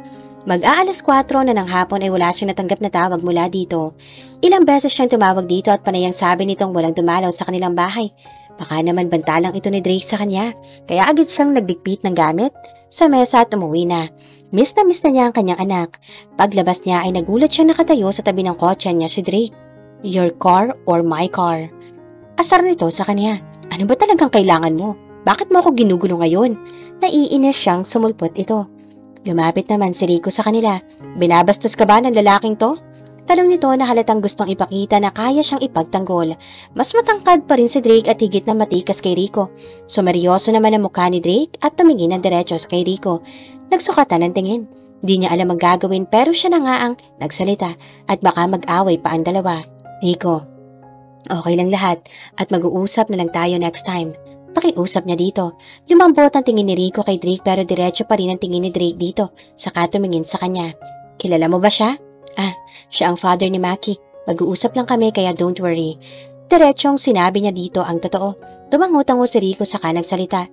Message mo kapag nakauwi ka na. At say hi to Maki, ha? Saka umalis nang walang paalam kay Drake. Gumiti naman siya tumango. Alam niyang naiintindihan ni Rico ang sitwasyon. Formal namang humarap si Drake sa kanya pagkaalis ni Rico. Naunang naglakad papunta sa kotse nito ay sumunod siya. Pinagbukas siya ng pinto. At nang makapasok siya, ay malakas nitong sinara ang pinto niya. Nagulat siya sa galaw nito. Pagpasok nito sa driver's seat ay pinaandar nito ang sasakyan. Wala silang imikan habang nagmamaneho ito. Wala din siyang bala kausapin ito. Nagpupuyos ang galit niya. Bumaba ito sa sasakyan at bumaba din siya nang nasa harap na sila ng bahay niya. Sumama ako para makipag-usap sa iyo na maayos. Para matapos natin ito ng maayos. Nasa gate na sila ng apartment niya. Lumingon ito sa kanya. Halatang galitang itsura. For what? Para magkasama kayo ng lalaki mo, ganun ba? Hinihintay ko ang pasya mo. Ang sumama sa akin sa Manila kasama ang anak natin? O ang iwan ka namin dito kasama ang lalaki mo? Madiin ang bigkas nito sa bawat salita. Di mo magagawa yan. Saka hindi ko lalaki si Rico. Nanliligaw siya pero hindi ko siya masagot. Dahil gusto ko maayos tayo maghiwalay. Halos pabulong niyang sabi dito at baka marinig pa sila ng kapitbahay. So that's what you want? Watch me, Althea, and you will have your freedom back right away. But not with our son. Madiin ang pananalita nito. Halatang sigurado sa bawat salitang sinasabi. Saka naglakad papunta sa sasakyan nito. Di na tumuloy na loob dahil sa galit. Halos nakakapaso ang tingin nito sa kanya. Wait for the papers, white and black. Sarkastikong ngumiti ito saka pinatakbo ang sasakyan na mabilis. Nababahala siya sa mga salita nito. Alam niyang kaya nito gawin ang lahat. Kinakalma niya ang sarili pero di rin niya alam ang gagawin. Pagpasok niya ay kinarga niya ang kanyang anak at saka niyakap. Natatakot siya at naiiyak. Nakita kong dumating si Drake pero umalis. Di mo ba pinapasok? Nag-away po kami ni Drake. Natatakot po ako sa baka kunin niya ang anak namin. Napaluha na siya. Ano bang sabi niya sa'yo? Gusto niya kami magsama ulit para sa anak namin pero hindi ko alam kung yun ba ang gusto niya. Para pasakitan lang ulit ako? Parang anak na rin kita. Kausapin mo siya na mabuti kung ano bang plano niya sa inyo ng anak mo. Mahal mo pa ba siya? Kahit kailan di yun nawala sa puso ko. Siya pa rin ang mahal ko at pilit kong nilalabanan dahil alam kong di niya ako kayang mahalin. Pagamat sinasabi niya mga salitang yun ay parang wala na bigat sa kanyang dibdib. Mas parang pagod ang pakiramdam niya dahil hanggang ngayon, umaasa pa rin siya. Yumakap si Aling Rosa sa kanya. Nang mahinahon na siya ay nilaro niya na lang ang kanyang anak. Tumawag siya sa kanyang ina para ibalita na nagkita na sila ni Drake. At kung ano na pag-usapan nila. Payo ng kanyang ina na pag-usapan nila ng maayos ni Drake. Lumipas ang 3 araw na hindi nagpakita sa kanya si Drake. Iniisip niya na hindi tinototoo ni Drake ang banta nito kaya nagpatuloy ang buhay nila ng kanyang anak. Isang hapon pagdating niya sa bahay ay may dumaan na messenger. May nilagay sa kanila sa loob ng kanilang mailbox. Nang makaalis ito ay lumabas siya at kinuha. Makapalang envelope at mukhang maraming papel ang nasa loob. Pumasok siya agad para buksan ang envelope. Laking gulat niya na mabasa ang nilalaman nito. Sabina, galing kay Drake. Nanlamig siya. Hindi niya akalaing tototohanin ni Drake ang banta nito. Agad niyang hinanap ang calling card nito. Pinigay noon ni Drake sa kanya at denial ang number nito. Nagring pero walang sumasagot. Tumawag siya ulit ng pangalawang beses. Anong ibig sabihin nito, Drake? Galit na galit niyang tanong dito. Your freedom, Althea, or to be with us. Maghanap ka ng attorney mo for now. Sabi ni Drake sa kabilang linya. Ano bang gusto mong mangyari? To have a complete family with my son. Yun ang gusto ko, Althea. Paano naman ang gusto ko? To be with that man? You have a choice. At masasabi kong di na ako makapaghihintay pa. I will come there next week. Kung anong pasya mo ay yun ang susundin natin. Pag ang pasya mo ay ang makasamang anak mo, ay susunduin ko kayo next week. Paano ang trabaho ko? Paano ang buhay na simulan namin dito? You can continue with me. 1 week, Althea, and that's final. Saka binabaan siya ng telepono. Gusto niya magwala sa galit pero tinitimpi niya ang sarili. Wala siyang kakayanan para labanan ito. Kinaumagahan ay sinabi niya kay Aling Rosa ang pasya niya, ang nilipat sa Manila. Ayaw niyang magsama sila pero para sa anak ay magtitiis siya. Agad siyang nagpaalam sa trabaho. Masyadong mabilis ang pangyayari. Aalis ka for good? Tanong ni Rico sa kanya na kumakain siya ng lunchtime sa kantin. Oo. Mabilis ang pangyayari pero ang kinabukasan ni Maki ang importante. Can we still be friends? Alam kong siya pa rin ang mahal mo, di mo man sabihin sa akin. Himig tampo ang boses nito. Sa akin? Himig tampo ang boses pa rin nito. Salamat sa pangunawa, Rico. Ilang beses kong sinasabi sa sarili ko na wala na siya pero sa puso ko siya pa rin ang nandoon. Sayang, huli na ng pagkikita natin. Yumakap siya dito ng mahigpit saka nagpaalam si Rico para bumalik na sa trabaho. Pagpasok ng sasakyan ni Drake sa bahay ng kanyang magulang, ay nalula siya sa laki nito at napakaganda sa labas pa lamang. Mahimbing ang tulog ng kanilang anak at kalmado sa biyahe kaya di sila nahirapan. Laking ginhawa din na sumama si Aling Rosa sa kanila para maging yaya pa rin ni Maki. Wala siyang maiharap na mukha sa mga magulang ni Drake sa nagawa niyang iyon. Tumigil ang sasakyan sa harap ng hagdanan papunta sa malaking pinto ng bahay. Lumabas sa sasakyan si Drake at saka binuksan ang pintuan niya. Hawak niya ang kanilang anak na tulog pa. Here we are, sabi nito. Bakit pa tayo dito tutuloy? Bakit di sa bahay natin dati? Tanong niya dito dahil sa pag-aalala. Gusto ni Mama at Papa na makasama ang kanilang apo. Mahina na ang katawan ni Mama. Hindi na siya gaanong kalakas para magbiyahe papunta at pabalik sa bahay natin. Sasagot pa sana siya dito pero bumukas sa malaking pinto ng mansyon at lumabas sa magulang ni Drake. Eto na ba ang apo ko? Bungad ng mama ni Drake at agad kinarga si Maki. Nagpaubaya naman siya para makarga nila si Maki. Lumapit din ang ama ni Drake sa kanila at tiningnan ng bata. Di mapagkakailang apo ko nga siya. Saan nitong nakangiti? Ha, kumusta ka? Masaya kaming bumalik ka na. Lahat tayo ay nagkakamali dahil sa pagmamahal. At salamat dahil naayos niyo ang problema niyo ni Drake. Maraming salamat po sa pangunawa, Papa. Para po kay Maki, kakayanin ko lahat. Sabi niya dito, Geronimo, sa loob na tayo mag-usap nila Althea at baka malamigan na ang apo ko. Sabay sa kanila ng ginang. Si Drake ay naglalabas ng mga gamit nila sa sasakyan. Saka tinawag ang mga ibang katulong para ipasok ang mga bagahe. Si Aling Rosa ay nakasunod lang sa kanya at pinaupo din ng mga magulang ni Drake sa sofa. Alam ng mga ito na pagod lahat sila sa biyahe. Nagising ang kanyang anak at agad na iniangat ang ulo para sipatin ang paligid. Agad nilaro ng magulang ni Drake si Maki at mukhang palagay agad ang bata sa mga ito. Ngumiti agad at hindi umiyak. Masaya siyang nakikita na masaya ang kanyang anak. Mama, saan po ang nursery para makapagpahinga po si Aling Rosa? Tanong niya dito dahil alam niyang pagod na si Aling Rosa. Geronimo, hawakan mo muna ang iyong apo at ipakita ko sa kanila ang kanilang kwarto. Naunang naglakad ang ginang pero dumiretso ito sa kwarto ng mga maid. Bale, sa isang kwarto ay 2 katulong ang natutulog. Dito ka matutulog, Aling Rosa. Ang nursery ay nasa taas malapit sa kwarto ni Drake. Depende na lang sa pagkakataon kung kailangan ng mag-asawa ang tulong mo sa ka matutulog sa nursery. Paliwanag nito. Salamat po ma'am, okay na po ako dito. Nahihiyang sagot ni Aling Rosa sa mama ni Drake. Iniwan na nila si Aling Rosa sa kwarto nito at bumalik sila sa sala para tingnan ang kanyang anak. Umanhik na kayo sa inyong kwarto. Alam kong pagod kayo, kami na ang bahala kay Maki. Sabi nito sa kanila ni Drake. Bagamat may pag-aalinlangan siya ay sumunod siya na lang kay Drake nang maglakad na ito papunta sa hagdan. Binuksan ni Drake ang kwarto at namangha siya sa ganda at laki nito. King size ang kama at magara ang mga kagamitan. Sinara ni Drake ang pintuan at nagsimulang maghubad. Ano na naman ang ginagawa mo? Sabi niya ditong galit at kinakabahan. Pagod ako sa biyahe at gusto ko din magpahinga. Lumakad itong naka-underwear lang papunta sa banyo, sinundan niya ito. Asan ang kwarto ni Maki? Doon ako matutulog. Buksan mo ang pintuan na yan at dyan ang nursery. Ang alam nila mama at papa ay naayos natin ang problema natin.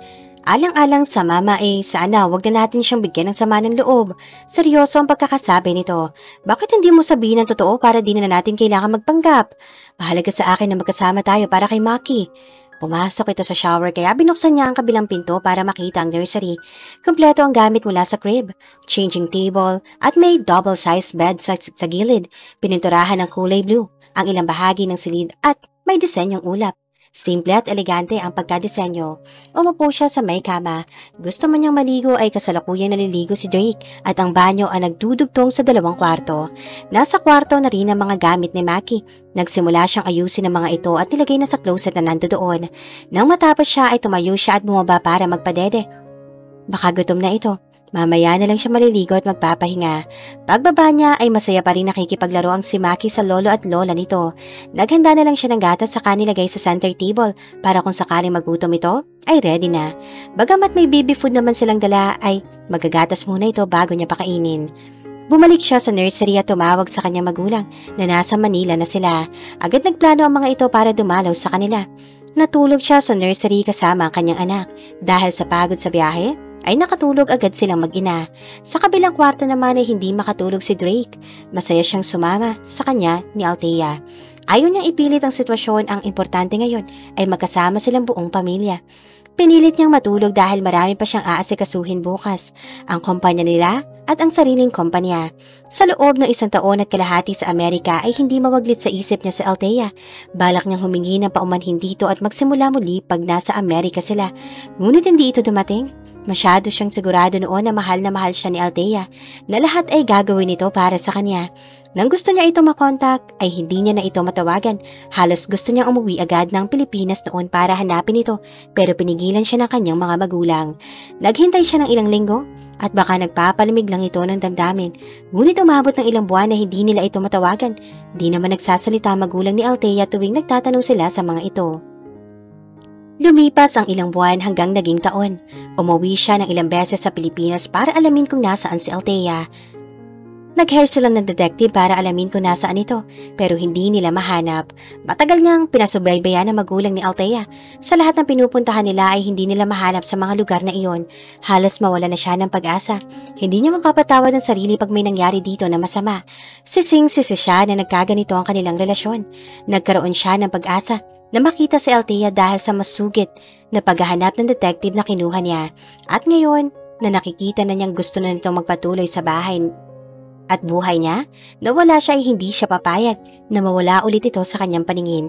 Minahal niya si Althea, napalitan ng pagmamahal ang galit na nasa puso niya. Kinaumagahan ay nagising siya ng maaga at agad niyang pinuntahan ang kanyang mag-ina. Naglalaro ang mga ito sa carpet. Naka-spaghetti strap at naka-shorts si Althea at kitang-kita ang hubog ng kanyang katawan sa simpleng suot nito. Iniwas niya ang mata sa katawan nito dahil sa init na nararamdaman. Wala namang pansin si Althea sa nangyayari sa kanya. Tuloy pa rin ang paglalaro sa kanilang anak. Gusto niyang lumapit sa mga ito pero lumabas na lang siya at agad na naligo. Hindi pa niya rin alam kung paano kausapin si Althea. Halatang walang balak itong kausapin siya. Pagkaalis naman papunta sa office ni Drake, saka naman nag-ayos ng sarili si Althea. Iniiwasan niya ito. Hindi dahil nagagalit siya pero dahil sa kanyang sarili. Ayaw niya umasa ulit dito. Ayaw niya maghintay ulit sa wala. Busy ang buong araw nilang mag-ina. Bukod sa todo, alaga din ng mama ni Drake ay dumating din ang kanyang magulang para bisitahin sila. Nagmistulang piyesta ang buong araw. Nagpaluto ng maraming pagkain ng mama ni Drake at nagtagal naman ang kanyang magulang para makasama din si Maki.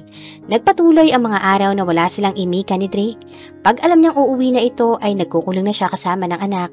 Sumapit ang linggo at ang alam niyang walang trabaho si Drake, kaya wala siyang choice kundi ang pakisamahan nito. Nag-aayos siya ng gamit ni Maki na pumasok si Drake sa nursery, saka lumapit sa kanya. "Can we go out today?" Malumanay ang pagtanong nito. "Kung gusto mo lumabas kasama si Maki, you can go. Pwede mong isama si Aling Rosa." Sagot niya dito, "I want us to go out as a family. Aling Rosa can come pero I want you to come. Besides, baka di komportable si Maki na di ka kasama." Paliwanag nito, "Gusto ko ring mag-rest. Kayo na lang para magkabanding kayo Hindi niya naituloy ang sasabihin dahil umalis na ito sa kanyang harapan. Halatang umiwas na para di marinig ang kanyang sinasabi. Magaling umiwas para di siya makalusot. Napilitan siyang mag-ayos. Nagbihis silang mag-ina sa lumabas ng nursery. Nasa sala at nagbabasa ng magazine ng madatna nila si Drake. Nakasuot ito ng light blue na polo na nakatupi ang sleeves, habang siko khaki shorts. Napakalakas ng karisma at siya naman ay naka navy blue 3/4 na square pants at white na simpleng kamiseta. "Alam kong gwapo ako, so stop looking." Asar nito sa kanya nang mahuli siya nakatitig dito. Umiwas siya ng tingin at kung waring inaayos ang damit ng kanilang anak. Ayaw niya makita nito na pulang-pula siya. Hay, kung bakit naman kasi tinititigan niya pa ito? "Let's go." Yaya nito. Saka kinuha ang baby bag ni Maki sa kanyang tabi. Naamoy niya ang pabango nito. Umirap siya rito at nauna na siyang lumabas karga si Maki. Hindi na nila sinama si Aling Rosa dahil kaya naman niyang alagaan ang anak pag nasa labas. Aalalay naman si Drake kung sakali. Tahimik silang nasa sasakyan hanggang makarating sila sa mall at ipark nito ang sasakyan. "Anong gagawin natin dito?" "Let's go shopping for you at para kay Maki."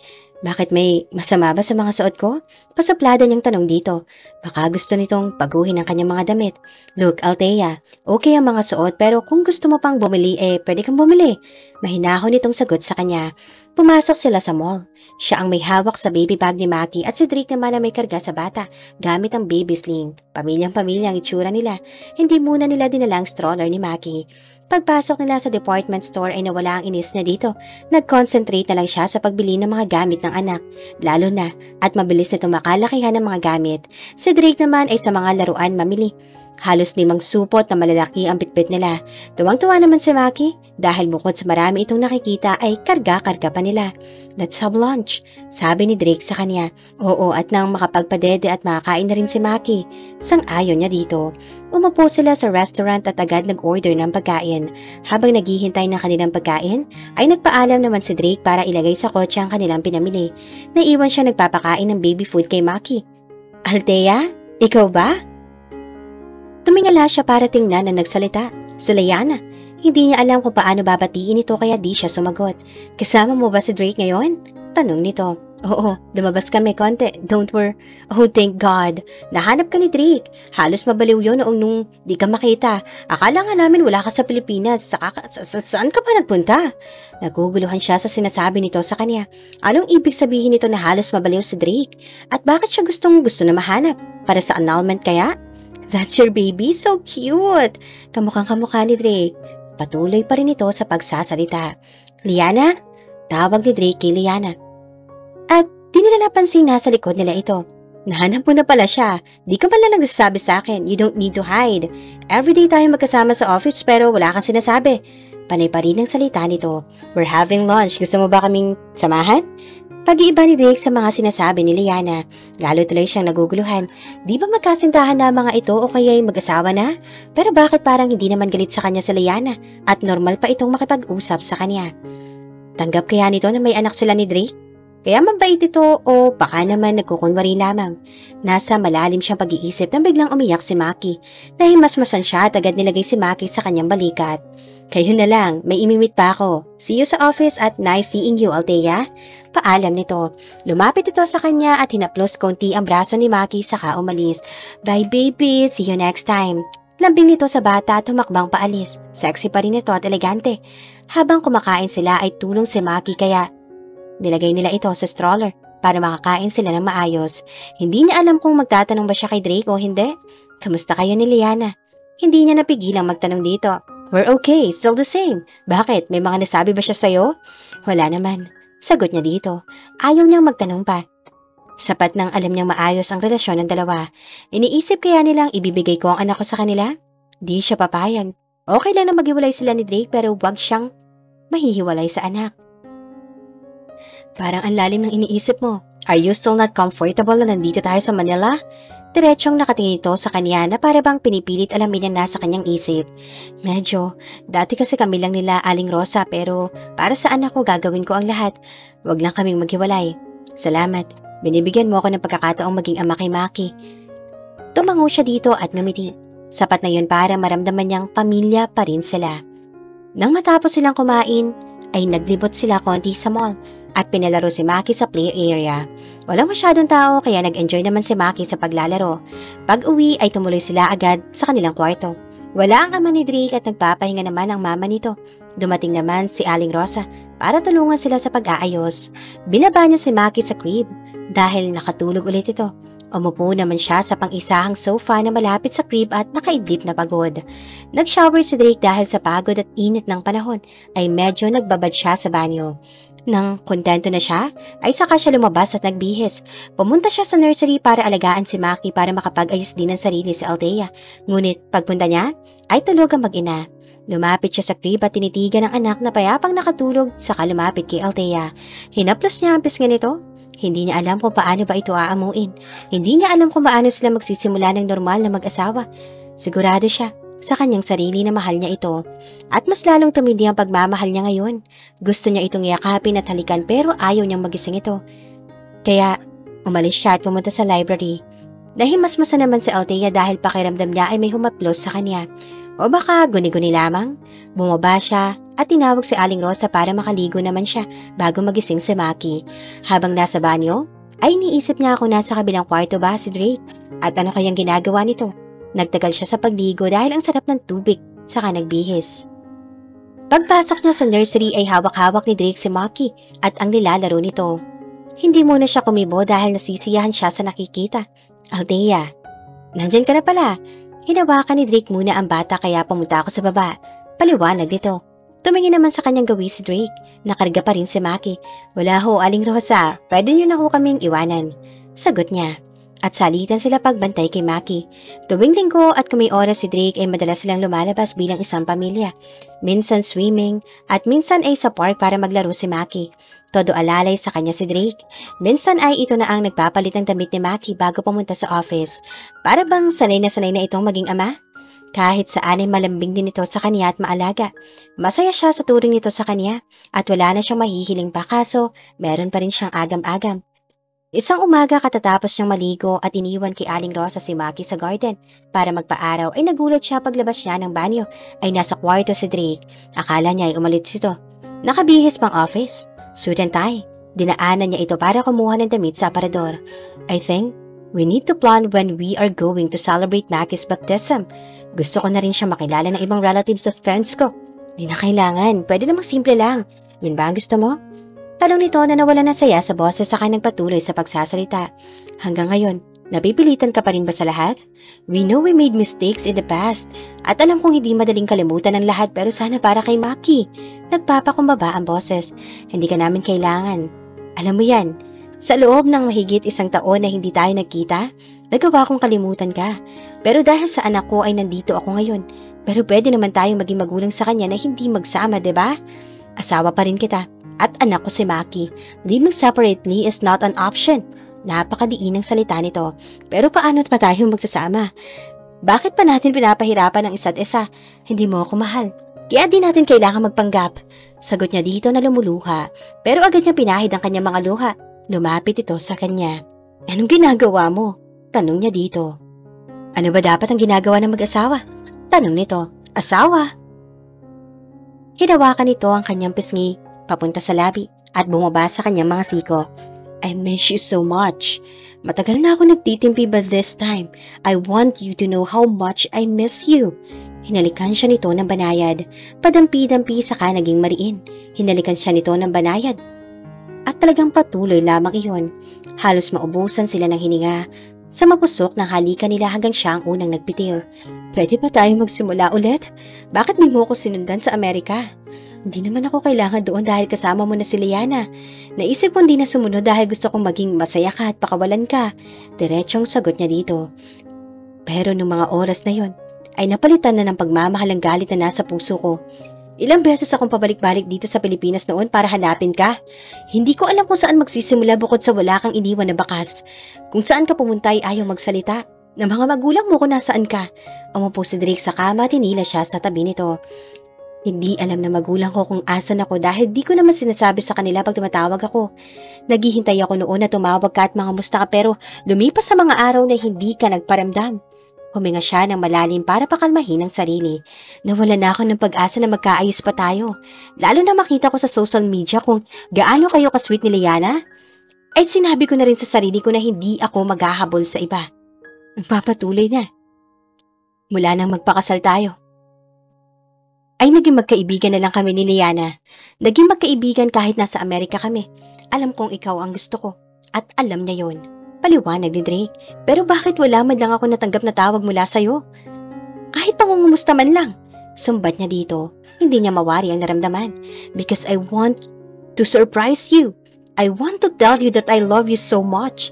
Pero ako pala maso-surprise. Dahil di kita nakita at di kita mahanap. Drake, kung sana alam ko lang ang lahat, hindi ako lalayo sa'yo. Hindi ko ipipiliting kalimutan ka. I love you. And I always do. At ngayong nahanap kita, hindi ko kayang mawala ka ulit sa piling ko. Yumakap siya dito ng mahigpit. You will pay for this. Alam mo ba kung gaano kita ka-miss? Gabi-gabi. Pinapakalma ko ang aking sarili para hindi kita puntahan sa kabilang kwarto. Handang-handa ako. Sa anumang parusa mo. Sabi niya dito at unti-unting nilapit ang katawan dito.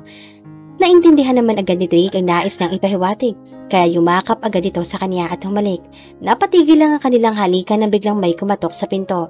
Althea, gutom na si Maki. Padadehin ko na ba? Tanong ni Aling Rosa. Nagtinginan sila ni Drake agad siyang tumayo. Nakalimutan natin si Maki.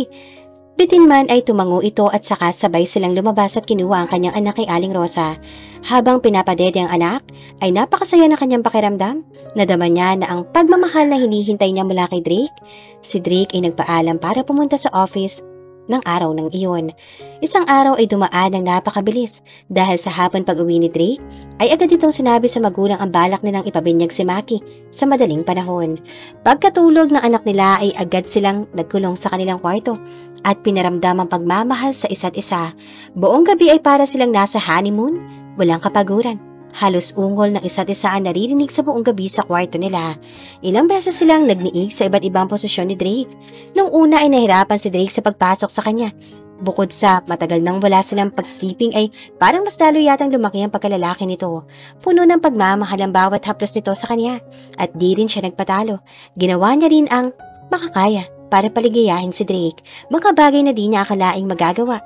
Halos malakas din ang ungol ni Drake dahil ilang beses niya ding sinubo ang kabaan nito at pinaglaruan gamit ang kanyang bibig at dila. At eto ay ganun din sa kanya. Ilang beses din itong dinilaan ang kanyang pagkababae at sa huli ay nag-isa ulit ang kanilang katawan hanggang marating ang luwalhati sa natulog ng payapa. Nagising siya ng hapon dahil sa pagod ng buong gabi. Si Drake naman ang nag-alaga kay Maki kasama si Aling Rosa. Bagamat walang nagtanong kung bakit late siyang nagising. Nakakahiya, natulog ako ng buong araw? Sabi niya kay Drake habang pinapadede si Maki. Silang dalawa lang ang nasa nursery dahil nag-aayos na ng panghapunan si Aling Rosa kasama ang ibang kasambahay. Okay lang ako, wala silang pakialam. Ang alam ko lang, mahal kita. Sabi nito, umaapaw na ang kasiyahan niya kung gaano kasweet si Drake sa kanya. Kung dati ay puro siya pagsisisi, ngayon ay punong-puno na kasiyahan ng puso niya.